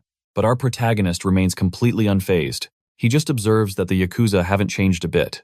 Just then, the boss steps forward with a cigar in his mouth. He asks who the intruder is. The answer, "I'm the Black Mage." Enraged, the boss orders everyone to attack Kusanagi, tells Leona to stay close. A thug charges with a sword, but our boy stands fearless. The thug is shocked when his sword is sliced in half. He has no idea what just happened. Then, more goons approach. From behind, an open fire. But Kusanagi summons a magic barrier, deflecting every bullet with ease. They feel hopeless. Guns and swords are totally useless. They start calling the Black Mage a monster. He ignores them and approaches the leader. He asks again just to confirm if this guy is the boss. He also asks if their group has any connection to the Black Rebellion. The boss trembles for a second, and then he explodes with rage. He screams insults at Kusanagi, swearing the Black Mage won't leave unscathed. He warns our protagonist not to underestimate the Yakuza. The gang starts attacking all over again, but Kusanagi remains unfazed. He just calls them stubborn. Leona thinks he shouldn't expect cooperation from guys like these. She can't figure out how they're still unharmed. He senses it, though none of them are real mages. That means they have no ties to the Black Rebellion. Kusanagi decides it's time to clean up this whole mess. The boss warns him he's messed with the wrong people, but our boy doesn't let him finish landing a powerful kick. He sends them all flying with that single blow. The Yakuza give up instantly. Leona is shocked it ended so fast. Kusanagi, however, is just annoyed they learned nothing. He decides to head to the next location. Leona finally understands how strong the Black Mage really is. She starts to believe he might actually be able to destroy the Black Rebellion. He scoops her up into his arms again. She gets anxious, realizing what's about to happen. He jumps right out the window. She screams in fear, begging him to stop, but he just keeps flying. They reach their next destination. They make another grand entrance through another window. In mere seconds, our boy defeats the entire gang. This time, they all bow down and beg for mercy. Once outside, he wonders why they keep getting attacked. He calls the Yakuza completely stupid. She agrees, but clarifies that gangsters aren't exactly known for listening. Leona is fuming, asking if he could please stop using windows as doors. At this point, are they ambushing the loss? Yakuza or just attacking glass? She's so over all this flying. He gets it, but explains that he didn't follow the rules because, well, they're Yakuza. She calls him illogical, so he sarcastically agrees to play by the rules. This time, they walk to the next location and actually knock. A bald dude answers asking who they are. Our boy says he's here to learn about the Black Rebellion. The guy immediately slams the door in their faces. Kusanagi's patience lasts all of 2 seconds before he kicks the door clean off its hinges. The whole gang snaps to attention. Are they seriously getting raided by one guy? They demand to know his clan, but Kusanagi just repeats himself. He's just here for info on the Black Rebellion. The bald guy has had enough and swings a punch. Our hero was really hoping for a peaceful chat this time, but oh well. He counters effortlessly. The bald dude gets absolutely demolished, stunning the other members. Kusanagi ignores the small fry looking for the boss. A man named Ushiro steps up asking why he made such a chaotic entrance. Kusanagi gets straight to the point. Are they connected to the Black Rebellion? The boss understands, but his men find it disrespectful and draw their weapons. Ushiro instantly orders them to stand down. They protest, but he knows they can't handle someone like Kusanagi. He then decides to answer, revealing he has zero connection to a pathetic group like the Black Rebellion. He makes it clear that his clan values honor above all else.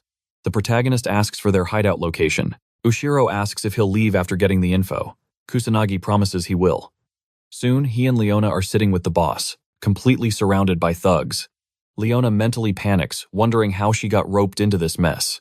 Ushiro properly introduces himself, so Kusanagi reveals his name is Chrono. Leona follows suit. The boss points to a spot on the map saying the Black Rebellion's base is somewhere around there. That's all the information he has. Kusanagi checks the location and realizes it matches the one Leona had suggested earlier. He admits they would have found it eventually just by listening to her. He finally acknowledges she's way more reliable than he thought. The Black Mage asks the old man why he'd share intel on others in the same business. Ushiro scoffs, saying they're not the same. In fact, they're enemies. He assures our boy his clan isn't pathetic enough to harm innocent people. Kusanagi wonders why he was attacked then. The old man deadpans that he hardly looks respectable, while kicking down Yakuza office doors. Ushiro says his clan has principles, so don't compare them to scum like the Black Rebellion. Kusanagi is amazed to find a Yakuza with such integrity in this era. With his goal achieved, he gets up to leave as promised. But as he reaches the door, Ushiro asks if he plans to face the Black Rebellion alone. He warns that they have powerful people pulling the strings of the country. Kusanagi just smirks, grabs the woman, and says he's faced plenty of opponents like that. And with that, he flies away with Leona. The old man watches him go, impressed by his fearless attitude. He thinks that kid might actually be able to pull it off. Meanwhile, in a random warehouse, a deal is going down for a special weapon. One of the goons checks the quality and gives his boss the thumbs up. The red-haired boss orders his men to hand over the cash. A mysterious man in a black suit takes it and shakes his hand. The suit jokes that Japan is amazing for being so nice to criminals. The red-haired guy agrees it's the best. As they're sharing a laugh, Kusanagi smashes through the window with Leona in his arms. The men are shocked for a split second before magic circles and guns are aimed right at him. Kusanagi realizes he's finally hit the jackpot. Using magic perception, he confirms the Black Rebellion guys are all mages, and the Mafia group has a few mages too. Leona ducks behind a container and whips out her phone to record everything. The red-haired dude demands to know who Kusanagi is. Our boy is so tired of that question. He declares he's the Black Mage, and he's here to destroy the Black Rebellion. The men stare in confusion for a moment, then burst out laughing. A kid like him. All by himself, ignoring their ridicule, Kusanagi unleashes a massive fireball. Several of them are instantly blasted away.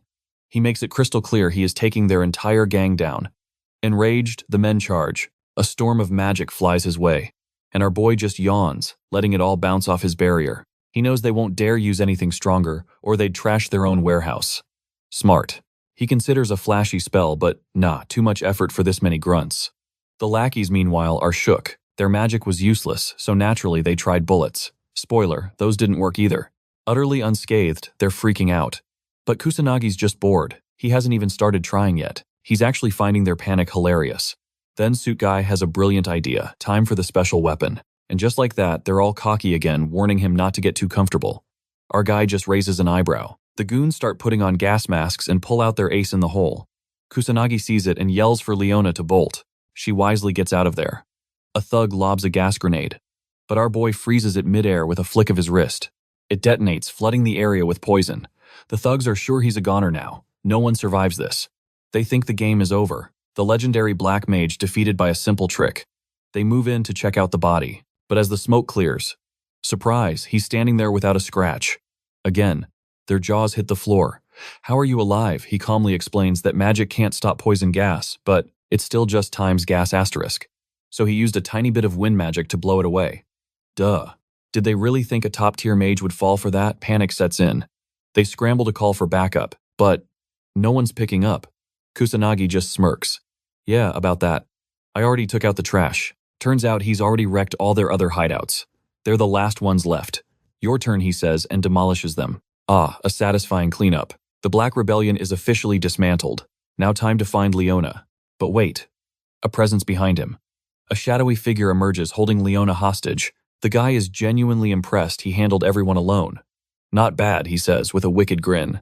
It seems he's here to negotiate with the Black Mage.